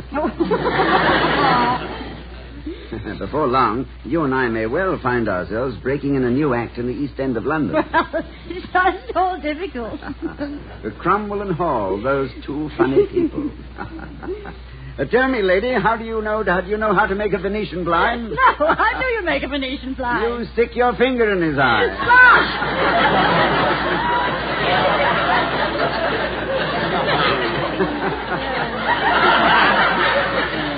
Oh, dear, I hope your London audience is mellowed by now. Yes. Tell me, Dr. Hall, when did you first begin to suspect that you had an aptitude for the theater? Oh, I think it was when I first saw you in Give Them Tears in London and returned to see it another 25 times. I'd never before noticed any particular urge in that direction. But it wasn't until our first date that I realized what a talent I had for acting. I remember I'd lost my book of traveler's checks that afternoon and found myself that evening standing at the stage door, not a penny in my pockets, waiting for the one woman in the world upon whom I wished to make a favorable impression. No, Toddy. The casualness with which I masked my agony convinced me the stage had lost a genius when I embarked upon an academic career. So sorry to have kept you waiting, Mr. Hall. In view of the reward, Miss Cromwell, my time was well spent. You look very beautiful. Oh, this is for you. Oh, it's lovely. I've always thought a single rose more charming than great big bouquets of them. Really? I'm very glad. I'll wear it in my hair. What made you decide to bring me just one? Did you know I preferred it? No. It seemed like a good idea somehow. May I say its beauty has faded by comparison? Oh, no. And the more ways in which we say it, the happier I'll be. It's foggy tonight, isn't it? Is there a taxi out there? I imagine there must be. I'm absolutely starved. I never eat before a performance, and I'm always ravenous at the final curtain. Where are we going? I haven't decided yet. Oh, well, we might go to the Wedgeley. The food's heavenly. You very hungry? Well, it's funny, but at the moment I seem to have no appetite whatsoever. Well, I think I could eat for both of us. It's foggy, extraordinarily thick. Where's your taxi parked? I can't see a thing. I'm completely lost. Oh, well, your driver's probably not waiting for you anyway. Taxis are at a premium on nights like this.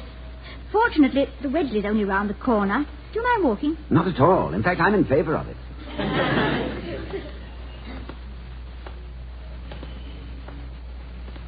You're very quiet. I was thinking that this is like a daydream come true for me. In London, on a sabbatical, walking in the mystery of night and fog, with you on my arm. It's a heady mixture for a professor. What would you be doing if you were back home now? On a Saturday night? Oh, I'd find something stimulating to do, I suppose. Drive through the countryside, or a concert, or a squash game at the club. Really? On a Saturday night, huh? Oh, I know that doesn't sound like much when I tell it, but when you're living it, yes? Then it's even worse. Oh. But I'll remember an evening like this for the rest of my life. The way it's gone these past few minutes, that is.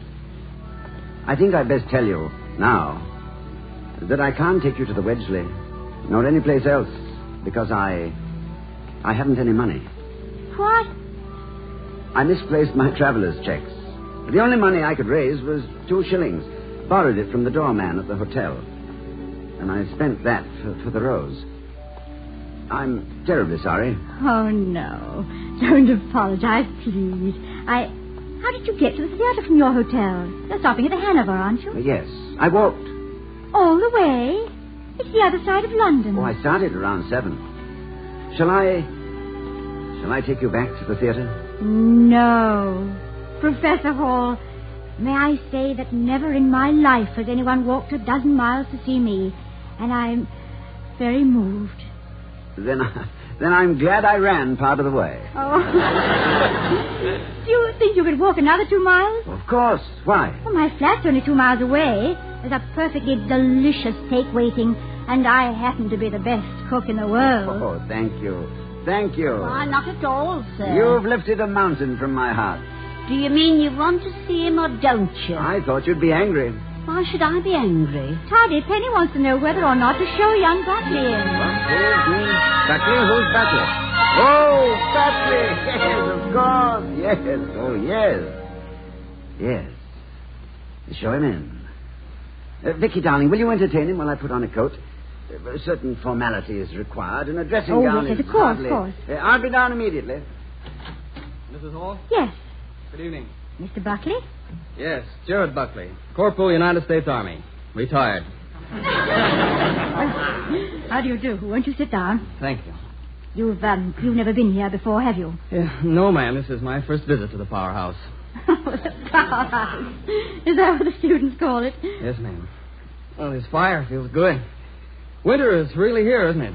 Saw a whole covey of good humor wagons flying south this afternoon. I hope this call hasn't inconvenienced you. That's all right. I was out with a girl. Well, the thought seems to sadden you. She annoys me. In my relationship with her, I'm something like the hands on that clock over there. I have the feeling I'm making time, but at the end of the day, I'm right back where I started. Oh, well. Have you any idea why Dr. Hall wants to see me? Well, he'll be down directly to tell you himself, but I don't think I'm violating a confidence to say it has to do with the editorial in today's bulletin. You mean he read it? He knows most of it by heart. A millennium is at hand. Someone has finally read an editorial in an American newspaper. Well, is that so very unusual? Unusual? Mrs. Hall, if I were delegated to guard our atomic bomb secrets, I couldn't think of a better way than to print them in bold-faced caps as a newspaper editorial. So someone has read an editorial in the Bull. We must be getting a following. Oh, yes. A passionate one. Well, possibly it's deserved. Today's editorial did have a certain style. If you do say so yourself. Oh, I'm not being immodest. I didn't write today's editorial. What's that? I said I did... Oh, good evening, Dr. Hall. You say you didn't write today's editorial? No, sir. It's a reprint. A reprint? Of what? Of an editorial that appeared in the Bull years ago, 40, 50 years ago. Written by a fellow named, Wellman. Clarence Wellman. No. Yes, sir. Is he any relation to the Wellman on our Board of Governors?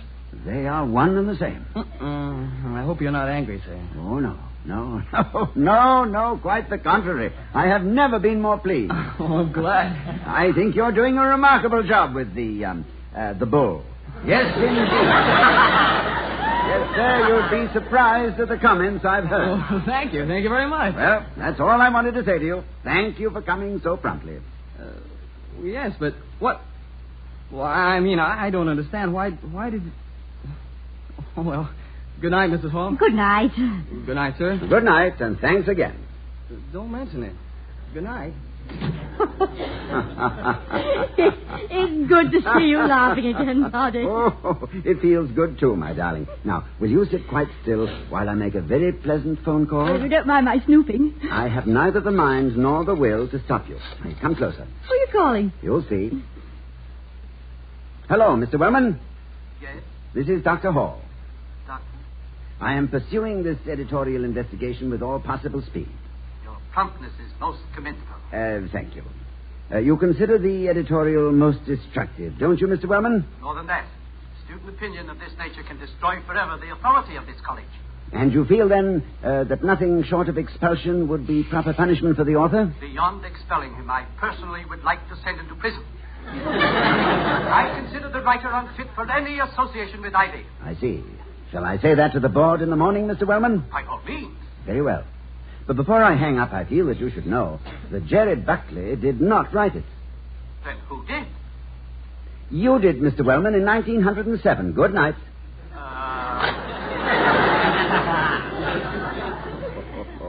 Oh, I feel so good.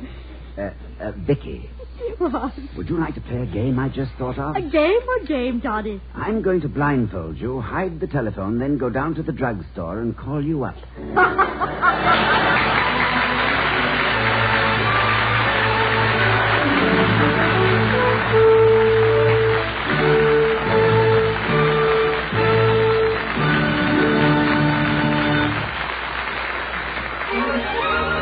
I was curious. I tasted it. Now I know why Schlitz is the beer that made Milwaukee famous. And here again are Mr. and Mrs. Ronald Coleman. When we get this month's telephone bill, my dear, don't show it to me. Just pay it. Pay it cheerfully. Why, won't you want to look it over? Not this one, no. My last call was worth the entire bill. So just send a check, even though the charges may seem exorbitant. Any conversation I've had with Mr. Wellman, I am happy to consider a long-distance call. All right. Thank you. Good night, everybody. Good night.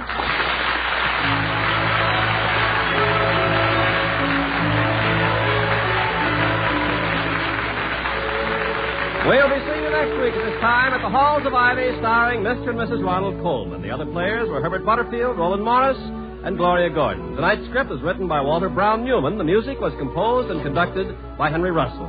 The Halls of Ivy was created by Don Quinn, directed by Nat Wolf, and presented by the Joseph Schlitz Brewing Company of Milwaukee, Wisconsin. Ken Carpenter speaking. Next, hear We the People over most of these same NBC stations.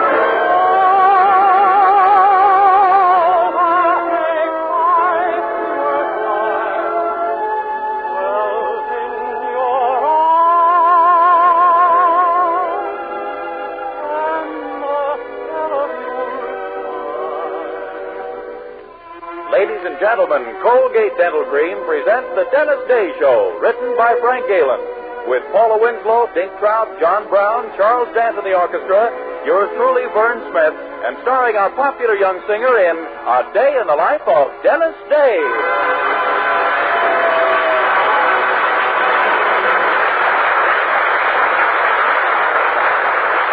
Twice a day and before every date, use Colgate Dental Cream to clean your breath while you clean your teeth.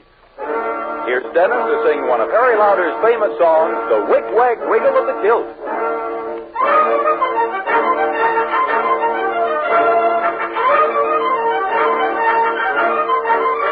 I'll never forget the day I went and joined the 93rd. The chums I used to run with said they thought I looked absurd. They saluted me and gathered round me in a ring. And as they wagged me tar to kilt, they all began to sing. He's a cobra, he's a laddie private Duck McCabe. There's nothing ever soldier like him in the Dutch Brigade. Three of them in the heather, you can see he's Scottish built. By the wig, wiggle, waggle o' the kilt. Oh, I'm telling you, lads and lassies, there's nothing like the smell of the bagpipes and the wiggle of the kilt. Oh, hi. I'll never forget the day we were ordered on review. The king came down to see us, and the queen was winging too. As I marched by the royal coach, the king just shook his head. The queen put on a royal spec and looked at me and said, "He's a broad, Highland laddie, Private Jock Brigade. There's not another soldier like him in the Scots Brigade. Reared among the heather, you can see he's Scottish built by the wiggle, waggle of the kilt. Oh, dear, he's too utterly.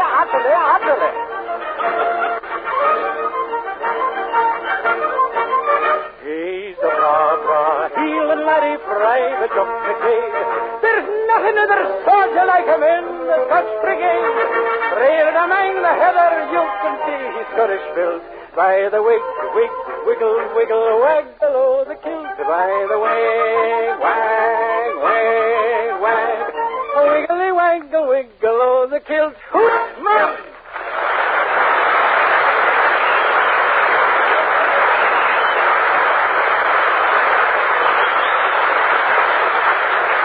Colgate Dental Cream cleans your breath while it cleans your teeth. No other toothpaste does a better job of cleaning your teeth than Colgate Dental Cream. For Colgate Dental Cream has a safe polishing agent that cleans your teeth both gently and thoroughly, brings out their natural sparkle and beauty. And scientific tests prove that Colgate Dental Cream cleans your breath while it cleans your teeth. Yes, actual scientific tests prove conclusively that in 7 out of 10 cases, Colgate Dental Cream instantly stops unpleasing breath that originates in the mouth. Colgate Dental Cream is famous for its wonderful wake-up flavor, too. Nationwide tests of leading toothpastes prove that Colgate Dental Cream is preferred for flavor over other brands tested. So try Colgate Dental Cream to bring out the natural sparkle and beauty of your teeth for a wake-up flavor you'll thoroughly enjoy. And use Colgate Dental Cream twice a day and before every date to clean your breath while you clean your teeth.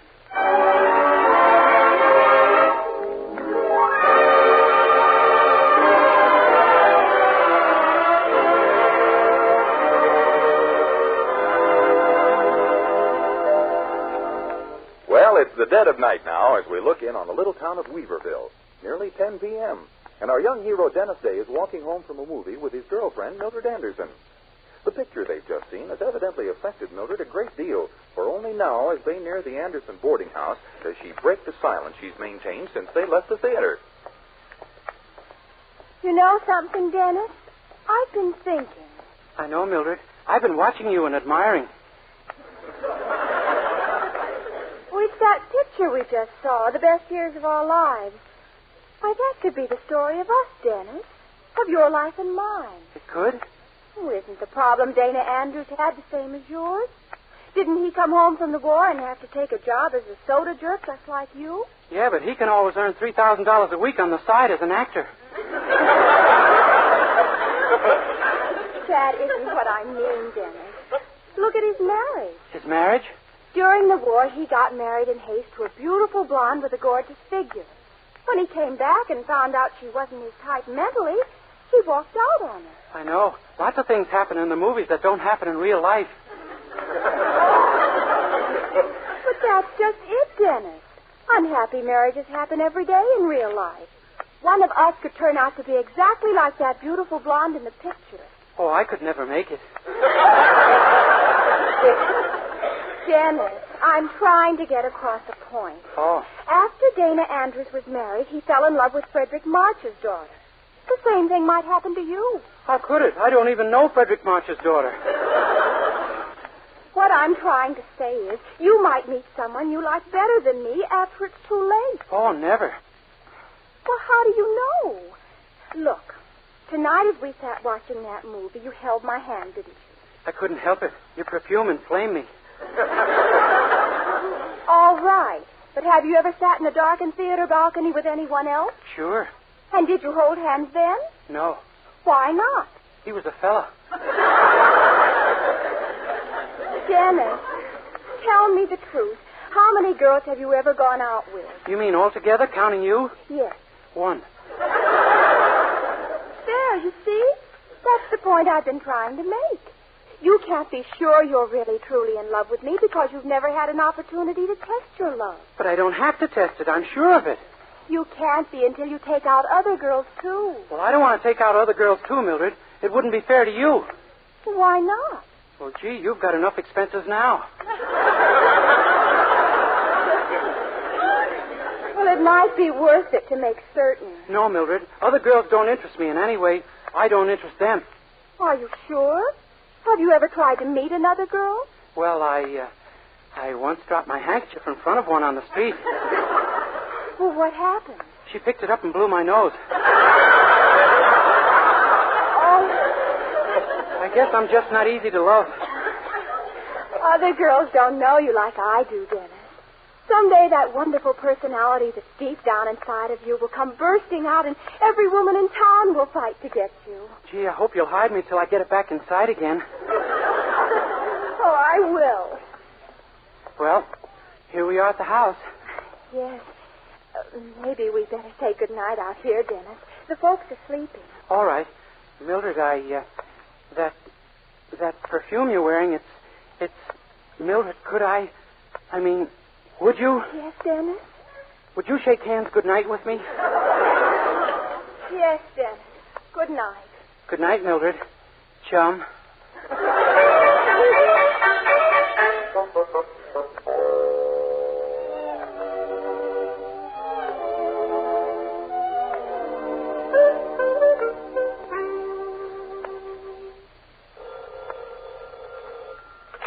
Good morning, Willoughby's drugstore.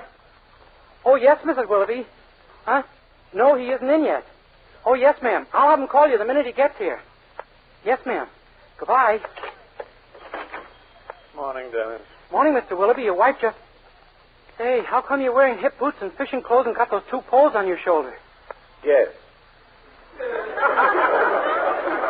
You going fishing? Good boy. Very first try. Oh, anyone could have done it. Your wife wants you to call her right away, Mr. Willoughby. She says it's very important. I kind of thought she'd be calling. That's why I'm going fishing. And I've already left, Dennis. Do you understand? Yes, sir. Trouble on the home front? Plenty. My lodge had a banquet and meeting last night. The Bald Eagles, Nest 53. And I got home at 4 a.m. My wife didn't care particularly for the way I walked through our front door. No? No. She thinks I should have opened it first. Gosh. And that isn't all. Imagine what she'll say when she learns that we had a line of chorus girls to entertain us at the party. Women, Dennis. Yeah, I know. Chorus girls always are.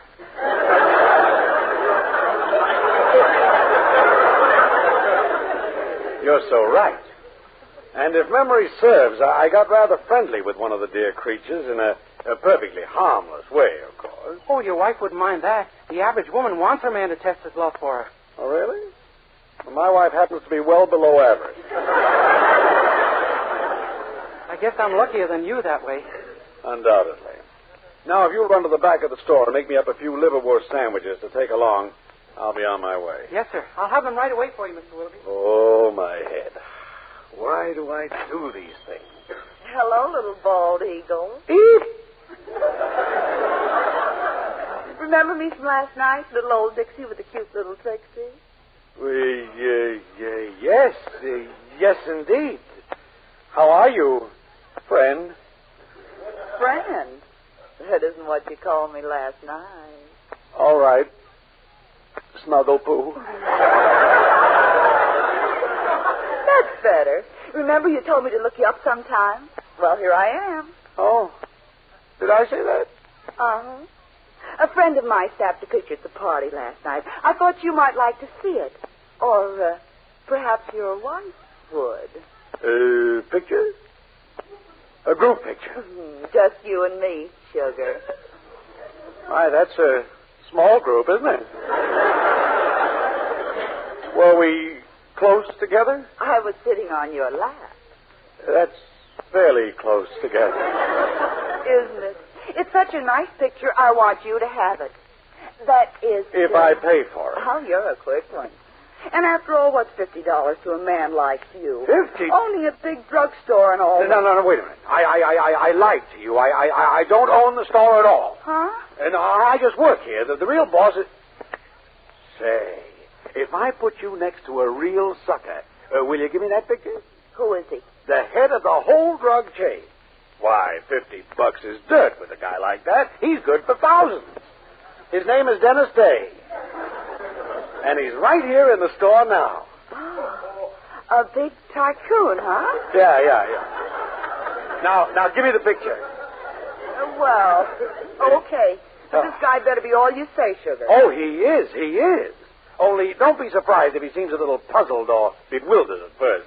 He puts on a dopey act to fool people. Oh, that's okay, honey. I prefer him dopey. I picked you out, didn't I? Yes. Well, I hear him coming. I better get out of here. Good luck. Here's your sandwiches all ready for you, Mr. Why, where's Mr. Willoughby? Oh, who cares when there's a great, big, gorgeous hunk of stuff like you around? Love bundle. Who? Me? Are you a dreamboat? Come here, you beautiful stick of dynamite. Who? Me? I'll say you really send me dream man. Who? I? Oh, now, beautiful. Is that all you can say to a girl? You can be nice. Come on, try. Would you care for a liverwurst sandwich? Baby, can't you see this thing is too big for either of us? You're not going to fight it, are you? I don't know. Am I mad at it?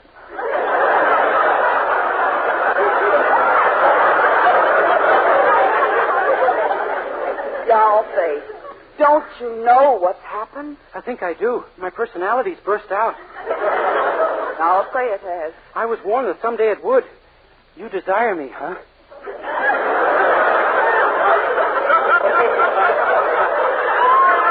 I can't live without you, gorgeous. But I love another. At least I think I do. Say, this may be my chance to find out. Would you care to take part in a very interesting scientific test? Well, if it's with you, yes. I want you for my own darling for always and always. Be careful. This may be mere infatuation on your part, although I doubt it. No. It's the real thing. I know it is. What do you feel for me, dearest? Amazement. Is that all? I'm not so hard to take, Dreamboat. Look me over carefully. You are kind of pretty. How about my figure lover boy? It's quite female. Thank you. Now, what's this test you're talking about? Well, could you be at the Anderson boarding house around 8 tonight? We'll spend the evening just the way Mildred and I always do, listening to the radio. I'll know after that whether I love you or her. Is that all you and this Mildred do when you're home alone? Listening to the radio? Sure. When her folks are out, we can turn on any program we want to. Well, I thought you and I might do something a little more exciting tonight, like playing games. Okay. I'll have the Parcheesi board all set up. Well, it's a date. And now can I use your phone, sweet star? Oh, sure. There's one in the back of the store. Thanks. I'll find it.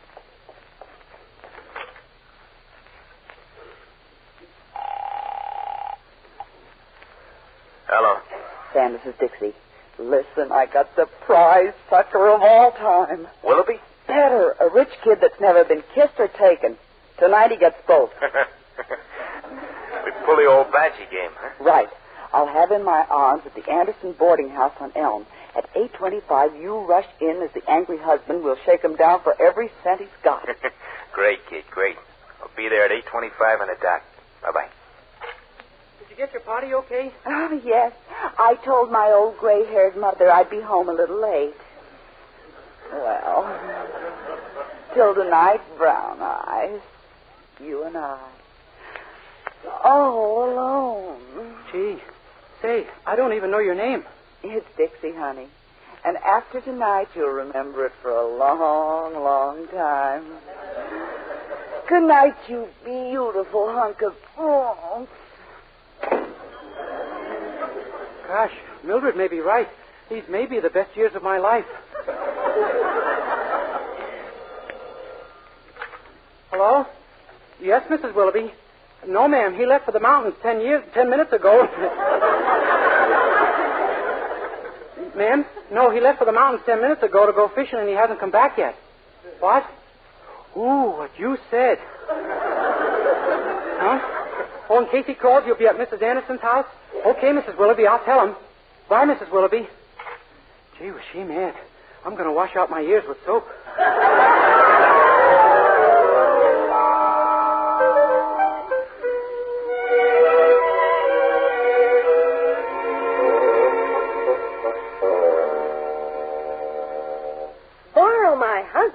Why, Grace Willoughby, what on earth do you want with Herbert? Remember the Bon-Ton department store contest? Yes? Well, a refrigerator was the prize for the best 25 words from a husband and wife on why I shop at the Bon-Ton. Well, I won. They notified me this morning. Oh, how wonderful. What did you send in? Well, I couldn't seem to think of anything brilliant, so I just wrote, if we win, we will pay our bill.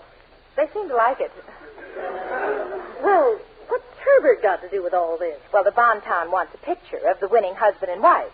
No picture, no refrigerator. And where's my husband? Off fishing. Well, can't they wait till he gets home? The photographer's coming tonight so they can get out the publicity tomorrow. That's why I need Herbert. But everyone at the Bon-Ton knows Herbert, and they'll...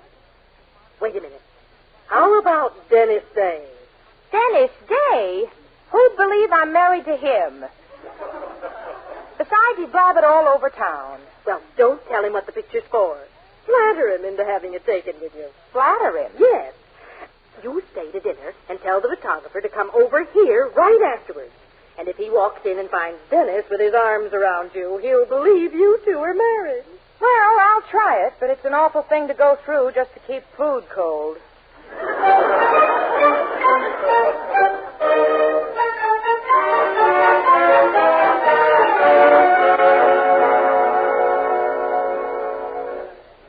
Mr. Anderson, would you say I have a lure? A lure, Dennis? Yes, for one of the opposite sex. For instance, say a woman. Well, you do look rather ravishing in your new Mickey Mouse sweatshirt. Why do you ask? Well, last night Mildred told me other women would go for me, and today in the store one did. And tonight at dinner, Mrs. Willoughby kept staring at me so strangely. Maybe there's something irresistible about the way you chew. I don't think that's it. Oh, no? Well, what then? I'm afraid I'm a femme fatale. I doubt if you're the type, Dennis. However, Oh, there you are, Dennis. Herbert, we'll go upstairs. I believe Mrs. Willoughby wants to be alone with Dennis. See, Mr. Anderson, you better stay. You're right, Dennis. I'm staying. Herbert? So long, Dennis. I'm leaving. Come along, Herbert. Lead the way, oh dream eternal. Well, here we are, all alone. I guess you know that I like you a great deal, Dennis. Well, here we go again. Oh, but I do. But you shouldn't, Mrs. Willoughby. You've got to fight it. Fight it? You're a married woman. You promised to love, honor, and cherish Mr. Willoughby. Start cherishing. Why, Dennis, you seem to be under a false impression. I don't feel about you in that way at all. You mean you're not in love with me? No. Is that possible? It is. I think of you only as a very dear friend. Oh, what do you know? And I hoped you felt the same way toward me, Dennis, because there's a little favor you could do for me if you would. Oh, sure, gladly. Well, I want to have our pictures snapped together for sentimental reasons. Okay, you get a picture of you and I'll get one of me and we'll snap them together. I mean, I'd like a picture of the two of us taken together. Oh, well, I guess that can be arranged. Oh, good. You have no idea how worried... Oh, someone at the door. I No, don't get up. I know who it is. It's someone I've been expecting. Put your arms around me, quick. Huh? I said put your arms around me. Mrs. Willoughby, I'm getting that false impression again. Dennis, will you stop arguing and kiss me? Kiss you? Yes. Put your lips to mine and yell, come in.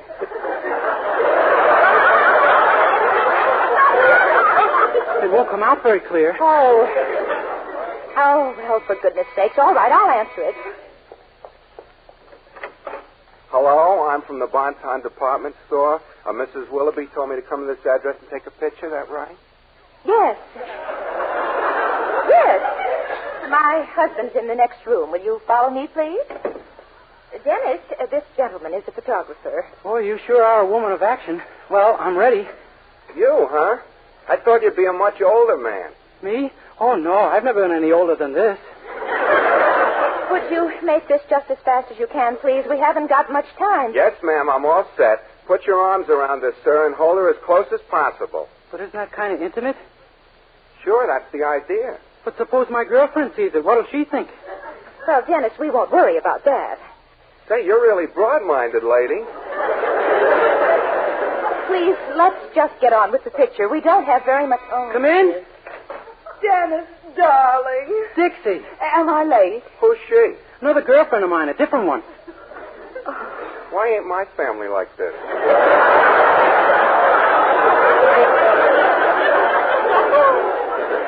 Dream boy, let's get rid of all these characters and listen to that radio. Mm-hmm. Well, I like that. Who's this old moose, gorgeous? Dixie, please. This old moose happens to be my boss's wife. Well, just take me in your arms, honey, and tell her to beat it. Why, how dare you? I need Dennis, and I want him. He's mine. I saw him first. You did no such thing. I've known him for months. Well, I won't give him up. Gee, I'll never go out in public again without a mask on. Dennis, tell this woman that you're mine. Dennis, tell her you're mine. I belong to all women, everywhere.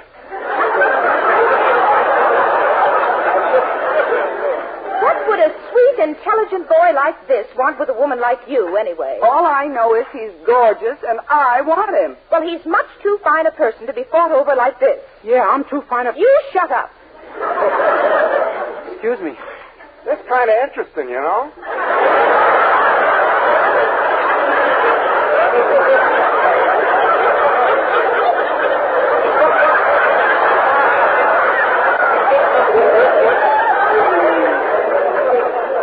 I won't give this boy up, and that's final. Nor will I mean every word of it.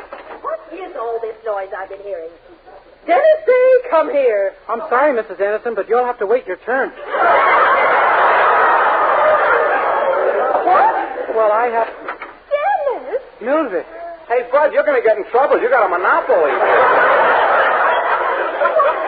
What does all this mean, Dennis? Mildred, it isn't my fault, honest. I've inflamed the mad desires of two women, and they can't control themselves. Dennis, you mean you... We should have sold tickets.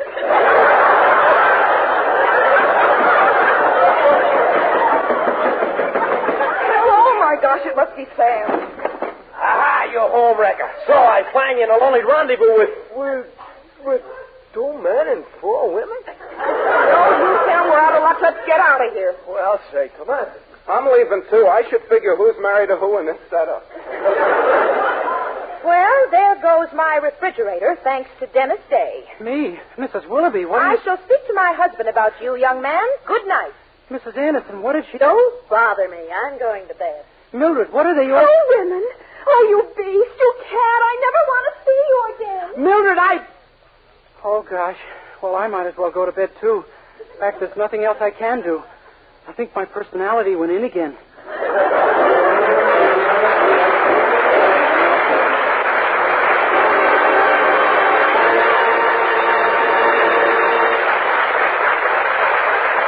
Dennis Day will be back in just a moment with a song. But first, here's a fact worth knowing. Colgate Dental Cream cleans your breath while it cleans your teeth. And that's important, as our Colgate players are going to demonstrate for you. Our curtain goes up on a young man who has just had a door slammed in his face and who is now getting similar rough treatment from none other than Dan Cupid. Well, no use hanging around a door that's been slammed in your face, Bud. No use me hanging around either. Oh, wait a sec, Dan. Give me the pitch.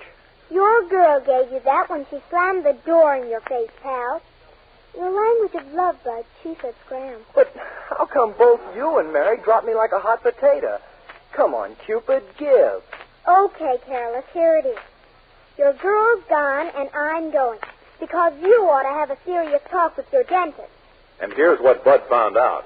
Scientific tests have proved that in 7 out of 10 cases, Colgate Dental Cream instantly stops unpleasing breath that originates in the mouth. What's more, Colgate Dental Cream safe polishing agent brings out the natural sparkle of your teeth, cleans them thoroughly and safely. Yes, Colgate Dental Cream cleans your breath while it cleans your teeth. And Colgate Dental Cream is famous for its wonderful wake-up flavor, too. In fact, nationwide tests of leading toothpastes prove that Colgate Dental Cream is preferred for flavor over other brands tested. So, to clean your teeth thoroughly and safely, for a wake-up flavor everyone enjoys, use Colgate Dental Cream. Remember, Colgate Dental Cream cleans your breath while it cleans your teeth.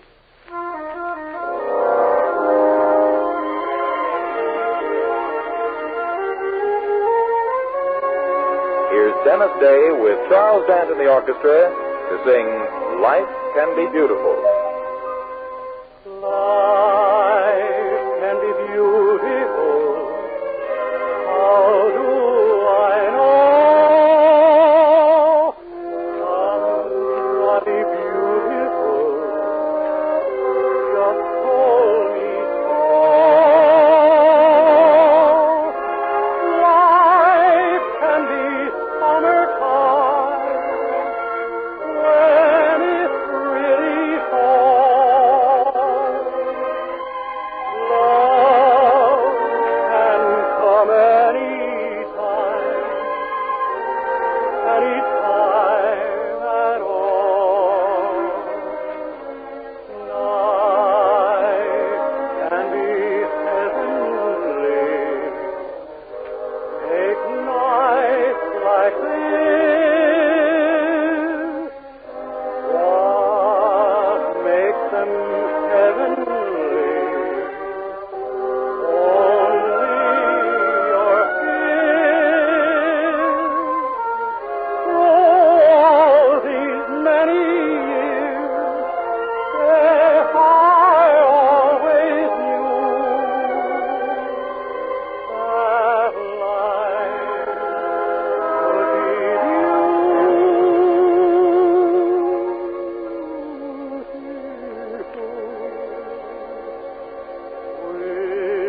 with you.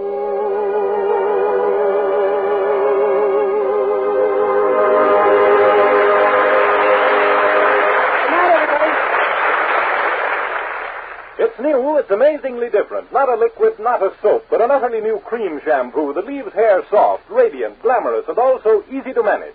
It's Luster Cream Shampoo created by Kay Dumit, who combined rich lanolin with secret ingredients.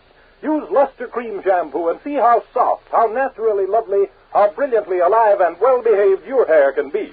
Ask for Luster Cream Shampoo at cosmetic counters. This is Vern Smith speaking and reminding you ladies to keep on saving cooking fats and oils. Use and reuse them as often as you can, and when they're no longer usable, save them in tin cans and turn them into your dealer. He'll pay you more for your used fats. This is NBC, the National Broadcasting Company.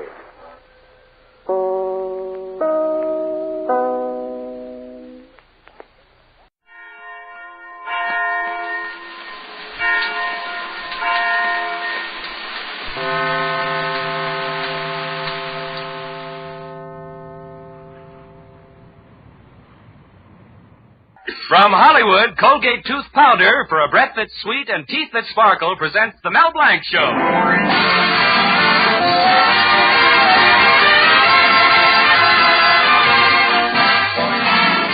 Colgate Tooth Powder for a breath that's sweet and teeth that sparkle brings you the Mel Blanc Show with Mary Jane Croft, Earl Ross, B. Benaderet, Joe Kern, Zookie, and Victor Miller and his orchestra. Ladies and gentlemen, you've heard Mel Blanc as the Happy Postman. Hello, Mrs. Burns. Here's your mail. Well, goodbye, Mrs. Burns. Remember, keep smiling. You've heard him as the famous train caller. Train leaving on track 5 for Anaheim, Azusa, and Cucamonga. You've heard him as Pedro. Pardon me for talking in your face, senorita. 30 days hacienda, April, June, and sombrero. I think. You've heard him as the lovable character Zookie. Well, I'm the fix-it shop. I'm the president. I'm the vice president. I'm the treasurer. I sweep out the place. You've heard him as the famous Warner Brothers cartoon character Bugs Bunny. What's up, Doc? Now hear him as the star in his own show. Hello, Mel Blanc's Fix-It Shop. You bend it, we mend it.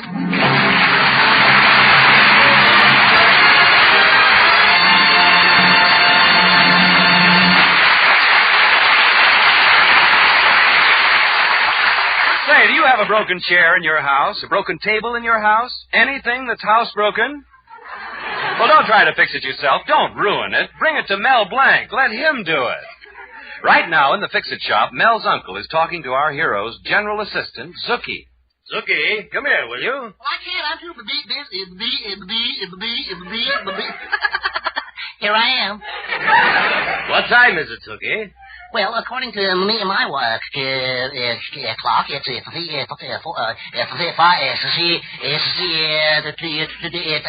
can't tell you. Why can't you tell me? Well, because by the time I tell you what time it is, it's some other time. Come on, Zookie. Here come Mel and Betty. Let's get out of here. Look, darling, don't you see, the Fix-It shop will never amount to a thing as long as you let your Uncle Rupert and Zookie live with you. Well, gosh, honey, I have to let them stay here. Well, why can't that uncle of yours go to work? Well, he's still weak from his overseas shots.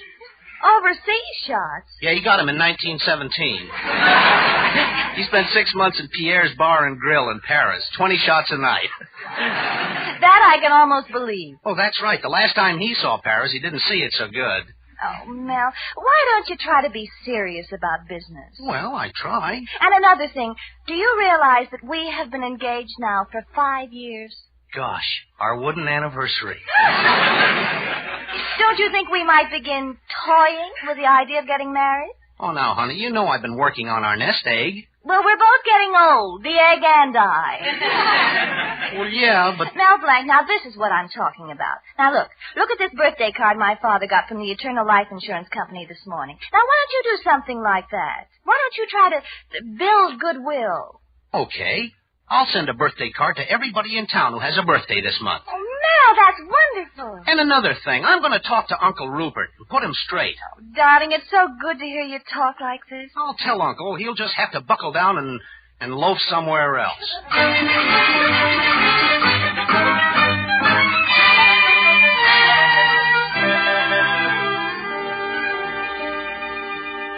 I'm sorry, Uncle Rupert, but that's the way it's got to be. Melvin, my boy, I'm hurt. Haven't Zookie and I been everything to you? Well, not exactly. I haven't been everything to you? No. That's why I want to get married.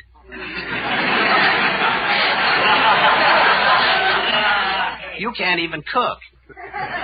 Well, anyway, my lad, let's not be hasty. I've got another idea. Why don't I go on living here and work for you? Oh, but Uncle Rupert, I can't afford to pay you anything. Oh, that's all right, nephew. After a while, you'll owe me so much money, I'll own the Fix-It shop. Well, yeah, Then you can go to work for me until you earn enough money to get it back. Say, both of us can make a darn good living like that for years. Now, wait. Doesn't hit you, eh? No. Uncle Rupert, you're not talking me out of this. I see what you mean. Well, Melvin, if this means the parting of the ways, I shall simply have to ask Widow Longnecker to marry me. Oh, but you said yourself marriage is a serious thing.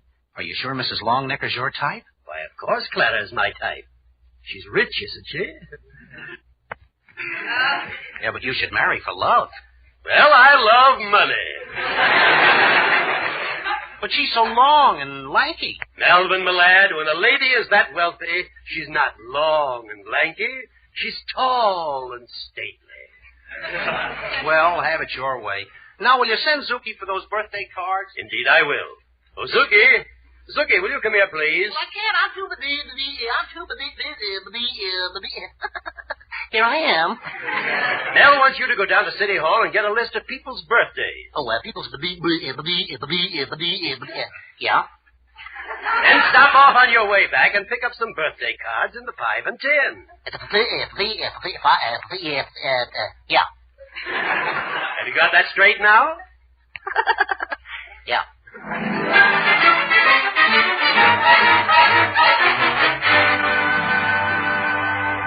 Hey, I'm looking for the Young man! Huh? This is the Bureau of Vital Statistics. Yeah, I know. Oh. We have records on everybody from the cradle to the grave. Records on men, records on women. Also Spike Jones playing the gypsy. What can I do for you? Well, I'm looking for the birthday, rockabye, Yeah, I bet you was a beautiful baby. Oh, yes, indeed I was. Why, my mother used to... Oh, so that's it. You're expecting a baby. Oh, how could I have a baby? I'm not even married. Well, you should have thought of that before. Marriage licenses are down the hall. But I'm a confirmed bachelor. I don't believe in me. I'm footloose and fancy. Nobody wants me. Now, make up your mind what you want. Our files are complete from the cradle to the grave. We have the cross index to ZY, countercross to AAL, and crisscross to YYZ, ending with the fiscal year MCM XLV. Now, what do you have? Let me hear Spike Jones playing the gypsy. I give up. Look, here's a list of everything we've got. You can take your pick. Oh, thanks. Gosh. This printing is sure close to the paper.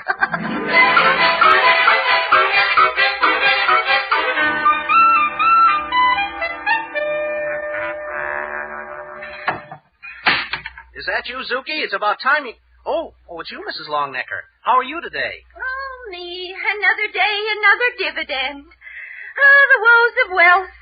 Well, what's the matter, Mrs. Longnecker? Oh, it's so annoying. I was at the bank all day today. You were? Yes, the bank wants to borrow some money from me. But I'm not going to give it to them. Why not? They haven't paid the last loan I made them. If they don't pay me back soon, I'll just have to foreclose. I get more darn banks that way. Oh, money, money, money. Think of it, Melvin. I'm just swimming in wealth. What a beautiful way to drown. Oh, by the way, Mrs. Longnecker. Yes? Were you born this month? Was I what? Were you born this month? Oh, of course. I'm just out doing a little shopping for my mother who's still in the hospital.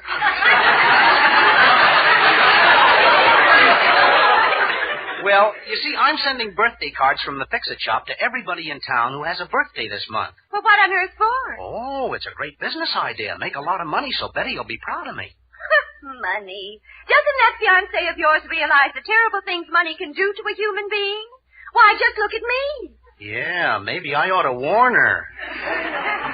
Do you think that my dear Clara, this is indeed a pleasure. Well, I didn't come here to give you pleasure. What do you want, Rupert? I wish I could tell you how radiant you are, my dear. How like a tall, stately sapling...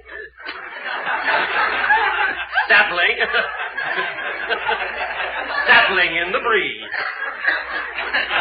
Yes, I wish I could tell you, but I don't have the words. Well, considering you did it without words, it was okay.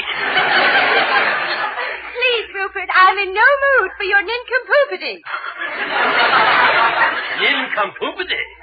Oh, Melvin, I've quite forgotten what I came in for. I'm giving a reception tonight at the mansion, and I want you to come up and fix a loose floorboard on the front porch. A loose floorboard? Yes. Every time somebody walks into the house, the board comes up and slaps them in the face. Gee, that's embarrassing. It's even more embarrassing when they walk out. Goodbye, Mrs. Longnecker.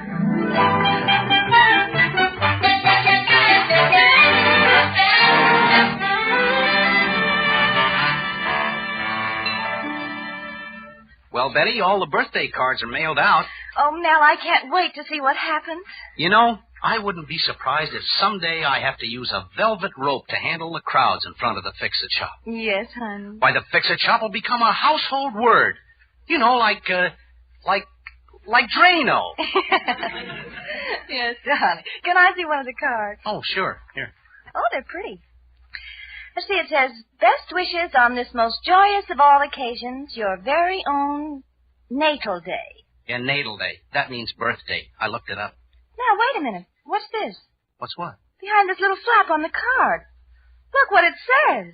Oh, I didn't notice any flap. It says, I hope the gift I'm sending you under separate cover will brighten this most joyous of all occasions, your very own natal day. That means birthday. Oh, Mel, what did you do? I looked it up. Don't you realize what this means? Oh, yeah. Means I've got to get 98 birthday presents for all the people I sent cards to. Oh, if I don't, they'll never come near the Fix-It Shop. And you were going to keep the crowds back, with a velvet rope, no less. Well, I can still find use for the velvet rope. For what, for instance? Well, not everybody can afford to hang himself with a velvet rope.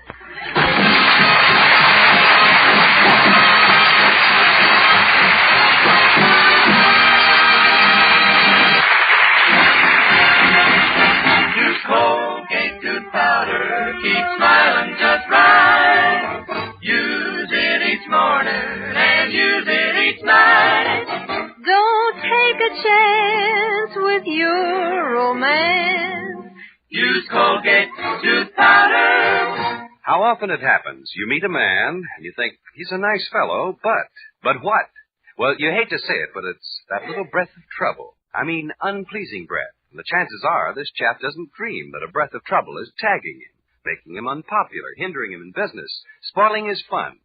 Without suspecting it, you may be the victim of unpleasing breath. So be on your guard against it. Just do this. Brush your teeth night and morning and before every date with Colgate tooth powder. For Colgate tooth powder cleans your breath as it cleans your teeth. Yes, scientific tests have definitely proved that in 7 cases out of 10, Colgate tooth powder instantly stops unpleasing breath that originates in the mouth. What's more, no dentifrice at any price cleans your teeth more quickly and thoroughly than Colgate tooth powder. Remember to buy it first thing. And remember the name Colgate tooth powder with the accent on powder. Don't take a chance with your romance. Use Colgate tooth powder.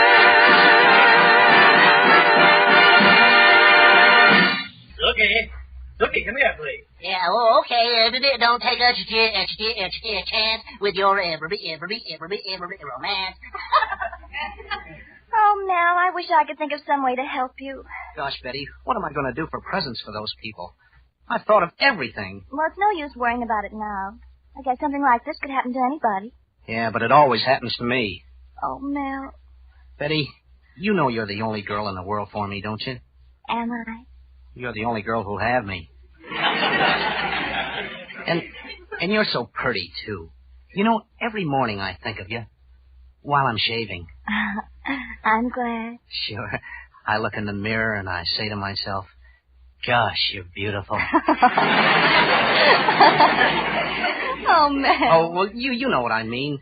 You're so sweet and I'm such a worthless, brainless, shiftless, stupid... Gee, aren't you going to interrupt me? Oh, don't worry, darling. Everything will be all right. The world always has an opening for someone like you. You just have to find it. What do you mean, find an opening? Look at the hole I'm in now.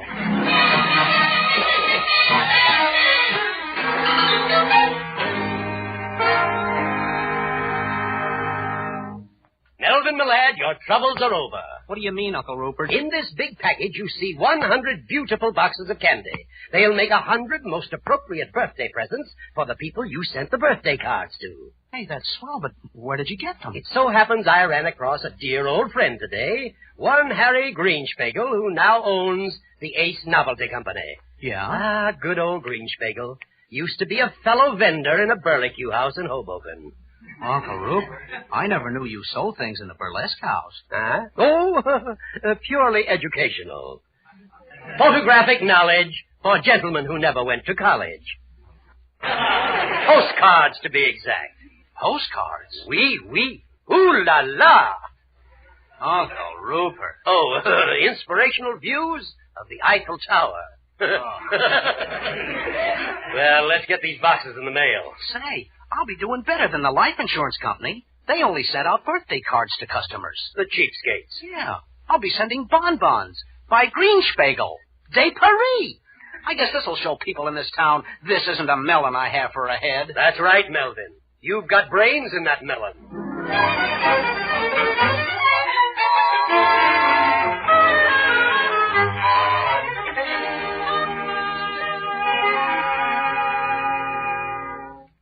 Uncle Rupert, it was nice of you to get that candy for Mel. You know me, Betty. Unselfish to a fault. Yes. Well, anyway, I don't understand it. We mailed that candy out 2 days ago, and we haven't received one thank you note. Not even a phone call. Oh, look, here comes Mrs. Longnecker. Ah, maybe this is my chance to win her hand. The one that signs the checks. I have just one box of candy left. I'll try it on her and see how she likes it. Well, good luck to you. I'll leave you two alone.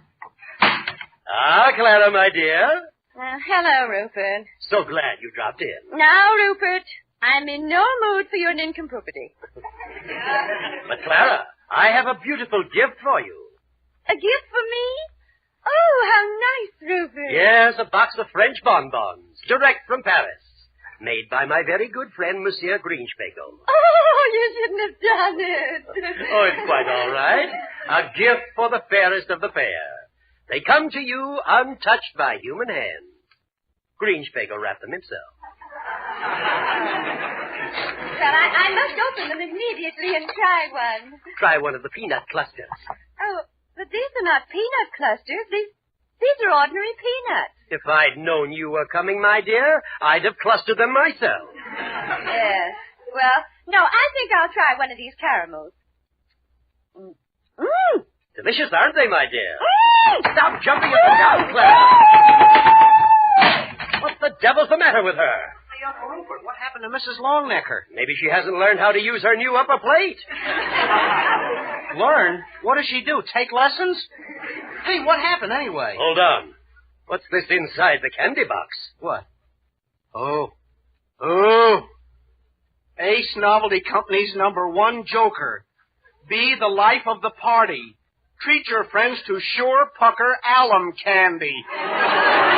Oh, no. Oh, 50 mirthquakes to a box. Laugh yourself to death. There's been some mistake, nephew. Oh, some mistake is right. I can just see 98 people chasing me down the street, all of them yelling, "Kill Mel Blanc! Kill Mel Blanc!" Mel, take it easy, take it easy. What are you doing? Can't you see? I'm laughing myself to death. Laughing! Gosh, I feel awful.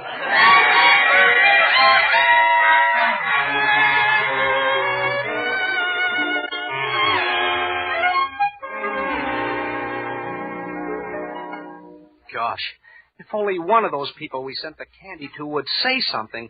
If they'd only do something, why don't they? It takes a little time. A lawyer. Gee, I bet they could send me to the state penitentiary for doing this to people. They can't send you to a state penitentiary, Melvin. Of course they can. Using the mails to defraud is a federal offense.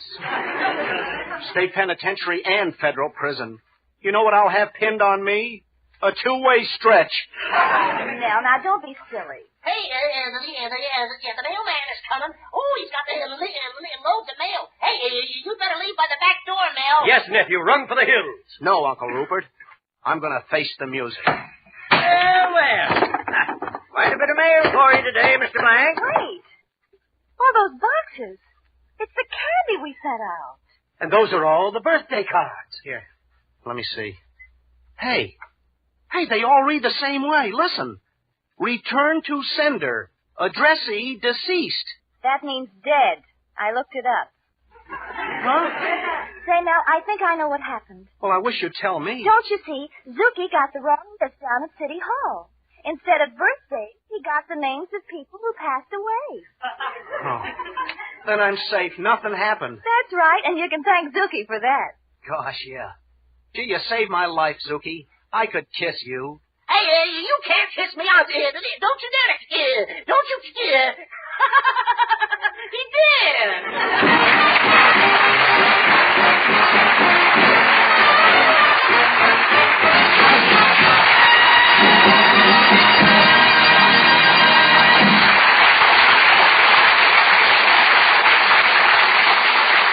Well, we'll be back in the Fix-It shop in just a minute for a Zookie-ism. What's a Zookie-ism? Wait and see. Use Colgate tooth powder. Keep smiling just right. Use it each morning and use it each night. Don't take a chance with your romance. Use Colgate tooth powder. Take it from me, that little breath of trouble, unpleasing breath, can put the end in friendship or even give the heir to a love affair. And the worst of it is, you may not even suspect it, because unpleasing breath can catch up with you without your knowing it. So ask yourself, could you be the victim of unpleasing breath? Guard against it this way. Brush your teeth night and morning and before every date with Colgate tooth powder. For Colgate tooth powder cleans your breath as it cleans your teeth. Yes, scientific tests have definitely proved that in 7 cases out of 10, Colgate tooth powder instantly stops unpleasing breath that originates in the mouth. What's more, no dentifrice at any price cleans your teeth more quickly and thoroughly than Colgate tooth powder. Remember to buy it first thing. And remember the name Colgate tooth powder, with the accent on powder. Don't take a chance with your romance. Use Colgate tooth powder.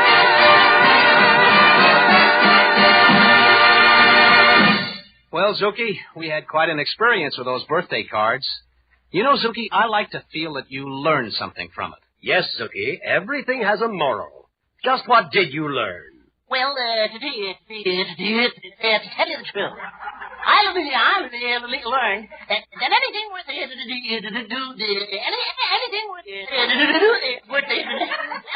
you must keep your nose to the grind. You gotta keep your nose to the grind. I learned that. It sure pays to be ignorant.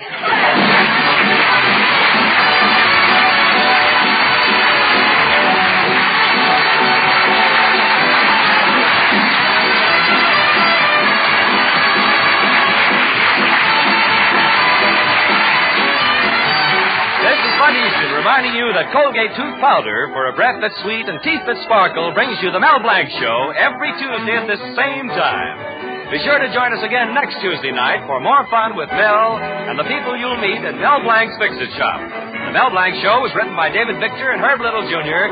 and was produced and directed by Joe Rhines. Say hello to Halo Shampoo if you want naturally bright and beautiful hair. For Halo Shampoo contains no soap, therefore leaves no dulling soap film. Halo lets hair sparkle with natural brilliance. Even in hardest water, Halo makes oceans of rich, fragrant lather to quickly carry away loose dandruff and dirt. Halo needs no lemon or vinegar rinse. Say hello to Halo and goodbye to dulling soap film. Get Halo Shampoo at any cosmetic counter.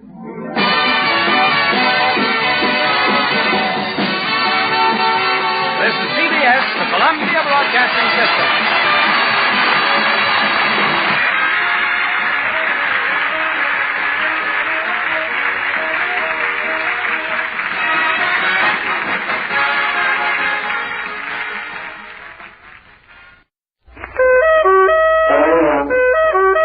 Mr. Allen! Quiet, Portland. You sound like Henry Aldrich's sister.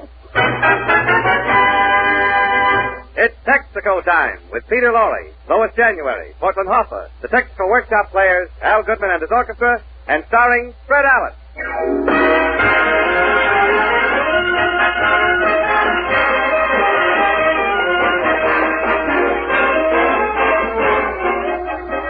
This is Jimmy Wallington bringing you a message from Texaco dealers from coast to coast. A message that can be expressed in these 6 words. Mileage rationing gives. It doesn't take. For mileage rationing is planned to give you longer service from your tires.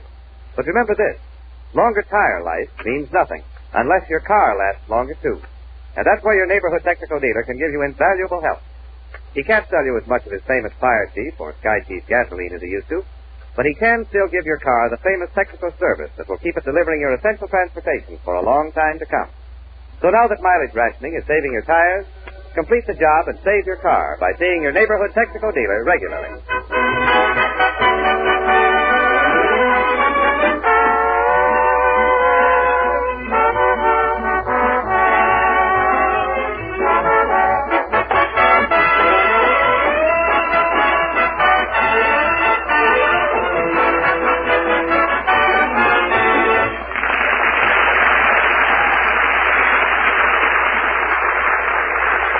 This past week, ladies and gentlemen, the new year arrived.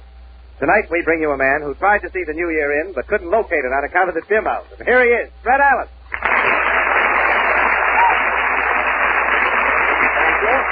Thank you, and good evening, ladies and gentlemen. And Mr. Wallington, you look a little dilapidated this evening, if you don't mind. Your skin is the color of a halibut stomach, to be quite frank with you. Were you out... no, there's a fish man in the audience. Were you out night clubbing New Year's Eve? Oh, you bet, Fred. And what a night. Really? Yes, around 3 o'clock, some guy under a table started yelling at the top of his lungs. Yes. Well, I got down under the table to see who it was, and who do you think was doing the yelling? Who? It was me. Kidding. Well, I heard that over at the store club, they had midget waiters New Year's Eve so that the people who were lying under the tables could get service over there. I wasn't there, but that... Mr. Allen! Oh, Portland. Well, you're just in time to participate, Portland. Did you have a good time New Year's Eve? I'll say. Uncle Phil had 3 slots reserved at the automat. 3 slots reserved at the automat.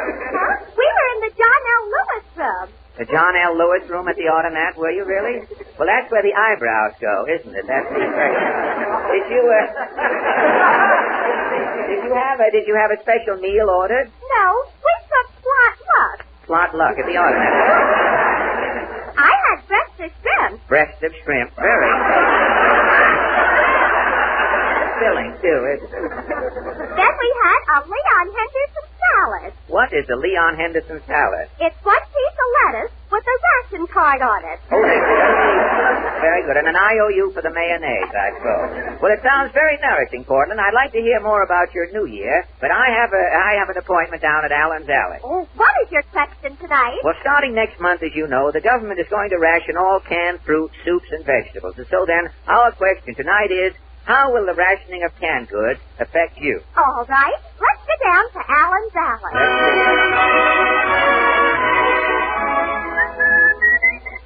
Well, here we are in Allen's Alley, Portland. There's a light in John Doe's house. Say, John must be in. I'll knock. I knew it. It's you again.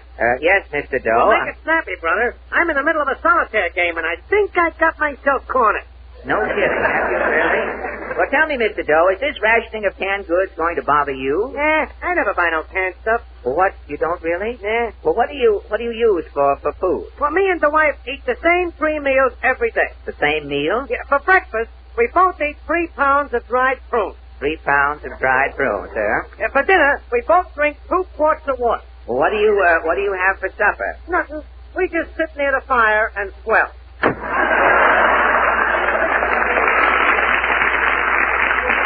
Well, John Doe has his solution well in hand. I wonder how Mrs. Nussbaum is reacting.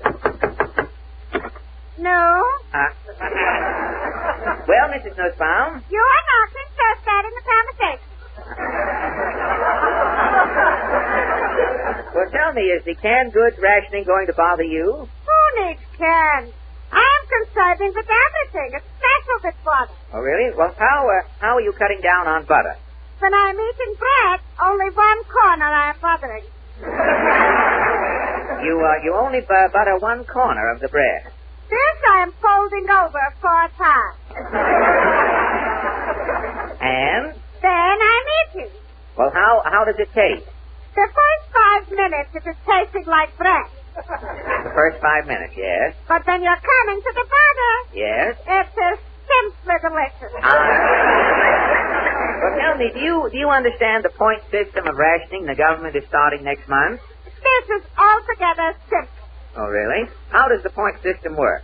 You're going into a store. Yes. You're wanting 2 pounds coffee. Yes. You're pointing to the coffee grinder. Yes. The grocer is pointing to an empty shelf. Yes. You are pointing to your rationing book. And? The grocer is pointing to the door.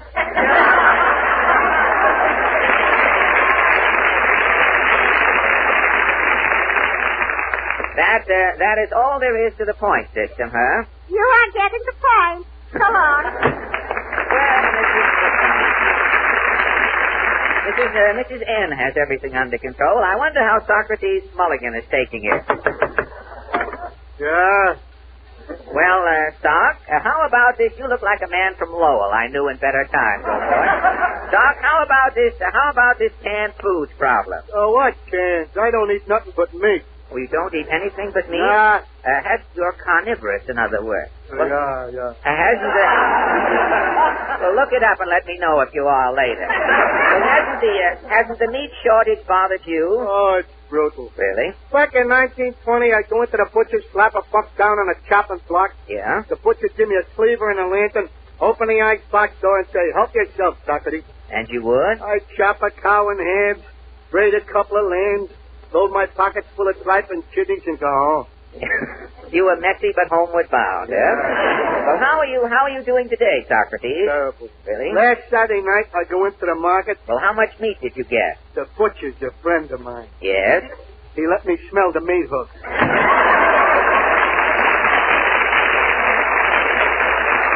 that's probably why he has... here we are, our last stop in Allen's Alley. Tally-ho and yoicks away, Falstaff prime for his tete-a-tete. Well, I hope you're giving up poems for the new year, Falstaff. I am just closing out my old year special. Oh, now, look, I'm not... Have you heard? She said you couldn't be ruder, as I toyed with the fin on her barracuda. No. Or, said the little calf to the big giraffe, when I look at your neck, I have to laugh. No. When I first saw Mother's bustle, I thought it was a muscle. Now, wait. That has definitely done it. Tonight we are discussing the rationing of canned goods. Precisely why I am here. Once again, I have written a poem. Oh, what is your canned goods poem called? The world needs one big can. Well, how does it go? I've been working day and night to perfect a mighty plan. For to me it's quite apparent that the world needs one big can. If we'll all cut down on canned goods, the sooner the war will win. Our soldiers could use the extra food, and Uncle Sam could save the tin. And with that tin, old Uncle Sam could call on every man to melt and mold and shape the tin to make the world one can. We can only use the biggest can. We can't use one that's littler. And when Uncle Sam has made it, he can tie that can to Hitler. Thank you. And now, ladies and gentlemen, thousands of soldiers and sailors are entertained by a young lady who is on the air every morning at 5:30 over this network. The boys in camps call her their Reveille sweetheart. And here she is, Miss Lois January, to sing for us, Dearly Beloved. Miss January.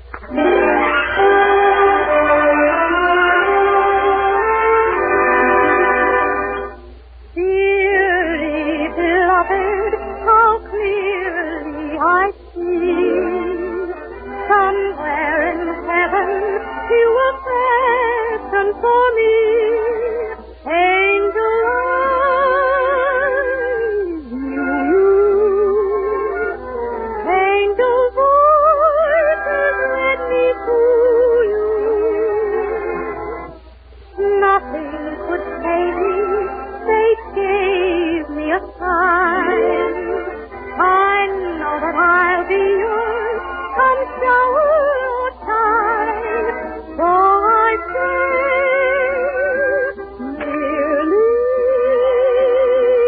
dearly beloved, be mine.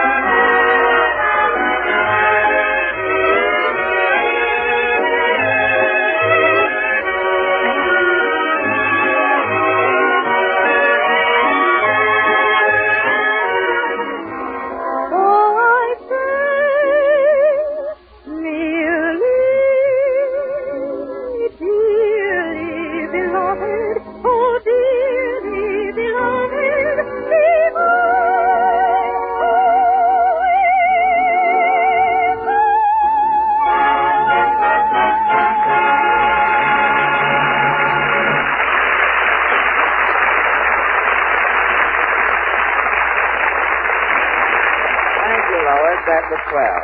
Say, Jimmy. Yes, Fred? Jimmy, I brought this magazine to the studio tonight to show you. Take a look at this article here on the car of the future. Well, that's very interesting. It is, isn't it? It's the kind. This is the kind of a car we'll all be driving after the war is won, Jimmy. Look at these streamlining, these mechanical gadgets. Why, this car will do practically everything for the motorist but whistle at a pretty girl.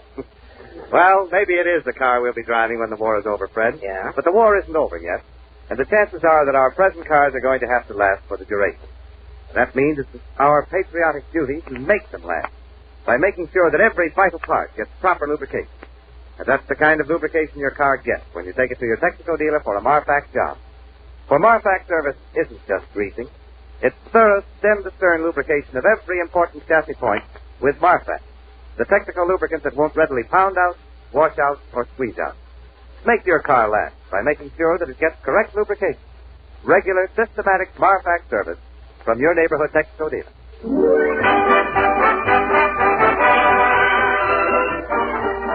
That was just a dash of Everything I've Got Belongs to You, played by Al Goodman and his They Came Here to Speak for Dough orchestra. Now, look, Portland, stop moving those chairs around, I'm please. getting everything out of the way. There may be a fight. A fight? Isn't Jack Benny coming tonight? No, not tonight. Mr. Benny will be here next Sunday night. And remind me to take the welcome off the mat, will you, before I go home? Who is our our guest tonight? Our guest is Peter Lorre. I'll see you later. Now, wait a minute. Come back here, Portman. What's the matter? In pictures, Mr. Lorre is always killing people. I'm frightened. Well, I hope he kills the audience here tonight. Why, Peter Lorre won't come in. Has Mr. Lorre appeared yet? No. Good. Ladies and gentlemen, any knives, daggers, stilettos, dirks, or other cutlery found sticking in people's backs after Mr. Lorre leaves tonight must be wiped clean and returned to the Keen Cut Cutlery Company at once. These utensils have merely been loaned to Mr. Lorre. Remember, just because it's in you, it doesn't mean it's yours. Well,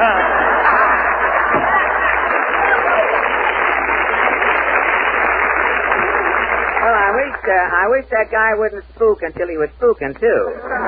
Mr. Allen, I'm trembling. You're trembling. I'm shaking like a crapshooter's sleeve here. But we have got to be brave, Portman. Pardon me, is this St. Ellen's Crossman? Yes. What do you want, little boy? I'm Peter Lorre. Mr. Lorre!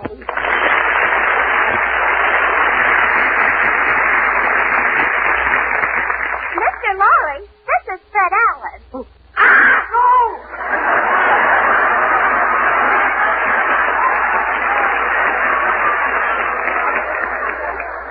Well, what's the... I don't know who's getting the worst of it here. Well, what's the matter, Mr. Lorre? Well, I wish you had told me, Mr. Allen. I'd have worn my makeup, too. Well, I'm not wearing any makeup, Mr. Lorre. Well, you fooled me. Say, Portman, Mr. Lorre isn't anything like we expected, is he? No, he's just a little stuck. Yes, you sure are a letdown, Peter. That disappoints you, Fred. Oh, yes. I thought you'd come creeping in here on all fours and drooling cyanide. Well, you're supposed to be a brutal killer. You couldn't take a fly away from a baby spider. Oh, that's what I keep telling them down at the morgue. You spend time at the morgue, do you? Oh, yes.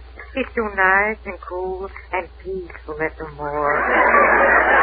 Well, I wouldn't know, Mr. Lorre. Oh, if it wasn't for me, a lot of people wouldn't know about the morgue. Now, wait a minute. Quit talking. You sound as though you're slab happy here. But it is so nice and cool. I know you said that. You just said that before. You are an odious little runt, aren't you? Yes, Fred, why do people think I'm such a monster? I'm just a little guy trying to get along. Well, I know that, but you're not getting along in this vein. You're not trying to get ahead, you mean, and you're not getting mine, if that's what you have in mind. Look at me, Fred. Please look at me. Do I look like a menacing villain who knows but one word, murder? No. Well, do I look like a Svengali? A demon with a hypnotic spell? No. Look deep in my eyes, Fred. Yes, Peter. Do you see anything but gentleness and love of humanity? No. Who shall I kill now, Master?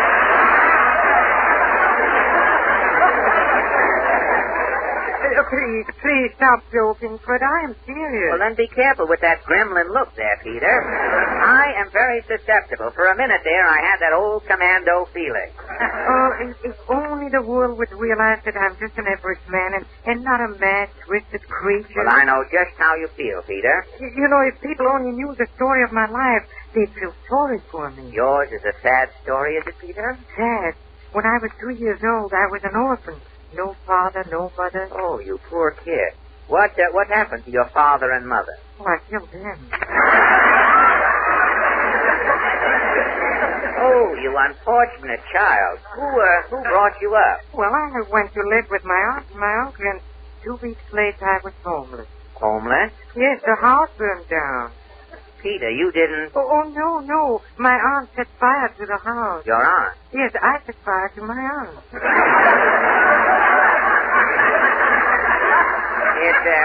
It was an accident, of course. Oh, yes. How did I know when I gave her that hot foot that she had a celluloid leg? Oh,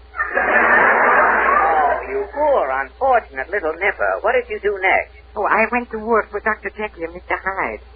Doing what? So when Dr. Jekyll would turn into Mr. Hyde, I had to remind him to put his money into his other suit. Oh, that's good. You finally left Jekyll and Hyde? Yes. Yeah, and then I went with a circus sawing a woman in half, but it only lasted 2 months. Why? Well, I ran out of women. Well, all of those hardships are over, Peter. Today you're a big success in pictures, and I know you must have many friends in Hollywood. Oh, no, Fred. I just hang around with Boris Karloff and Bela Lugosi and Dracula. Oh, well, what do you boys do for excitement? Oh, every day we give blood to the Red Cross. Well, doesn't giving blood every day weaken you? Oh, it isn't our blood.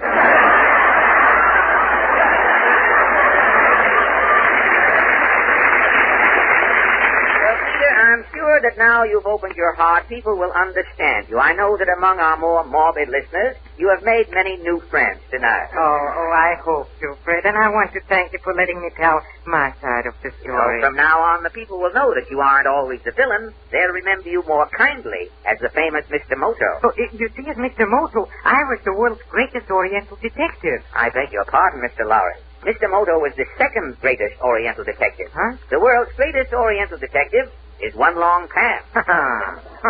One Long Pan is an amateur. Now, wait a minute, Peter. Look, tonight we can settle that question once and for all. How? I tell you what, I'll dig up a mystery. Mr. Moto and One Long Pan can work on it together. The one who solves this mystery will be the world's greatest Oriental detective, right? Right. Mr. Goodman, some music while Mr. Lorre and I get our mystery ready, will you?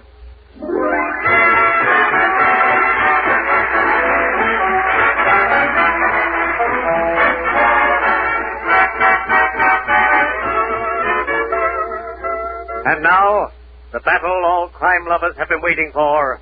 Mr. Moto versus One Long Pan.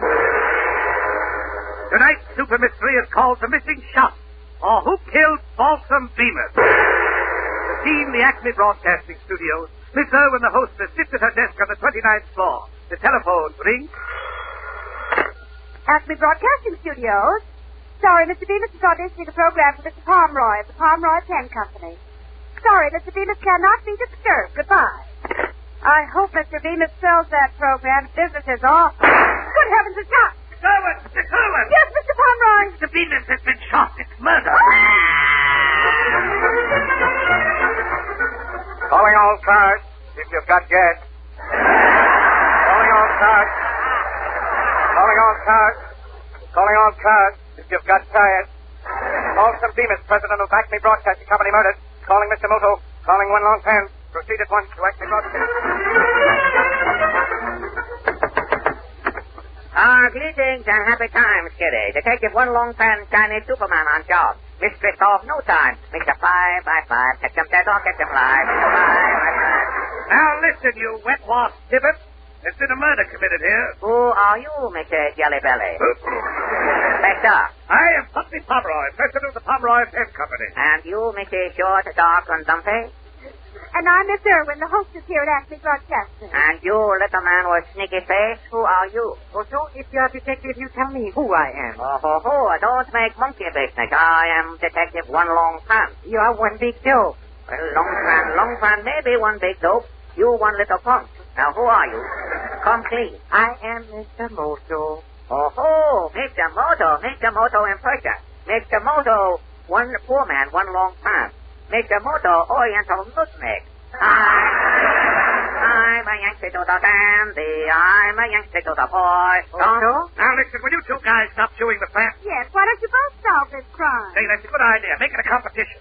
Very good. Long pan make Mr. Moto look silly. Mr. Moto, small time, packet large net flatfoot. Oh, so we shall see One Long Pan. Oh, so you bet we shall see also. You, Mr. Jellybelly, Mr. Pomeroy, you explain what confidentially, you explain why. I came up here today to see about advertising my Pomeroy pens on the radio. Oh, so? Mr. Bemis auditioned a program for me, The Lonesome Cowboy. Oh, so. He took out a contract for me to sign. I told him I didn't like The Lonesome Cowboy. Oh, so. Oh, so and so.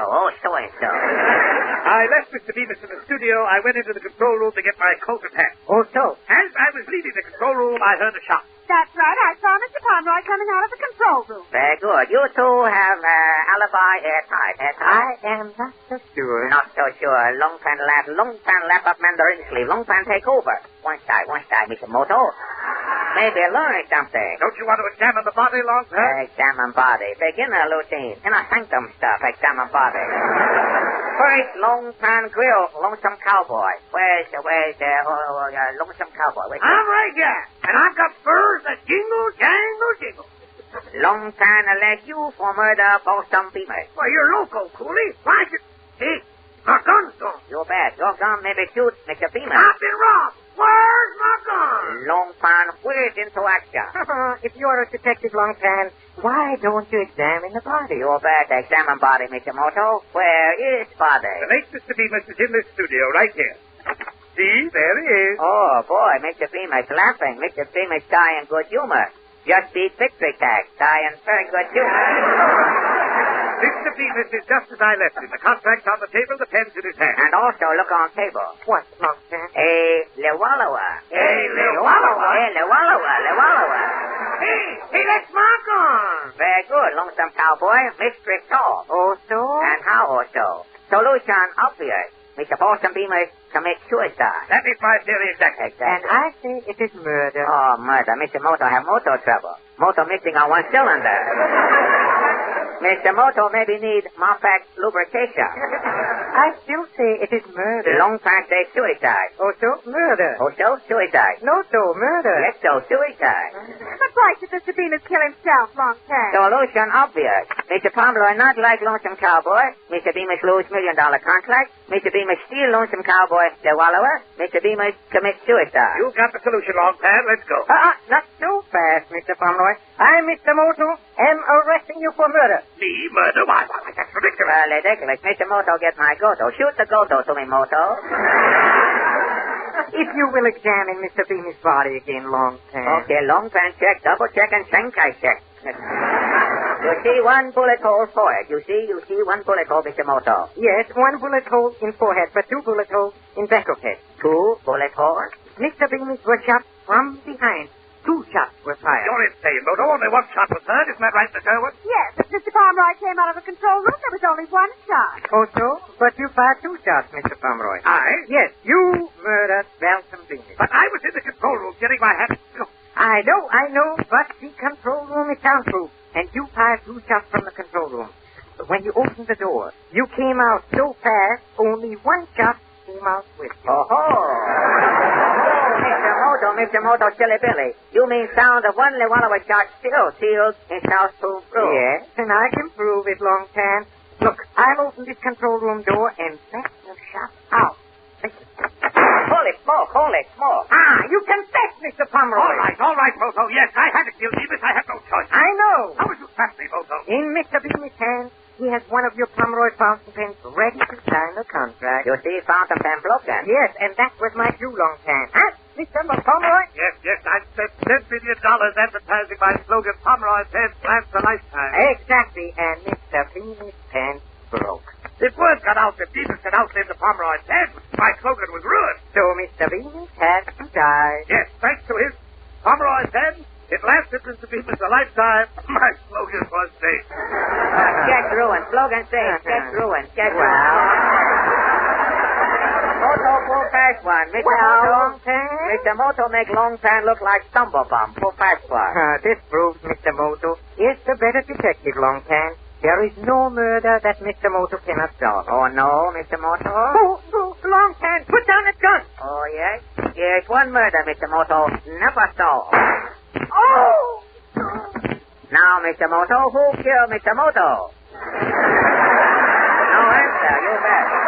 Only Long Pan know who killed Mr. Moto. One Long Pan still. World greatest Oriental detective.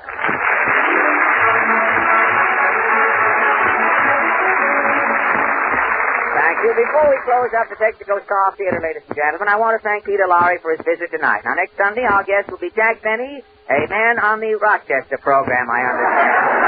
Now, Jimmy, have you any last words? Last words? Well, a couple, Fred.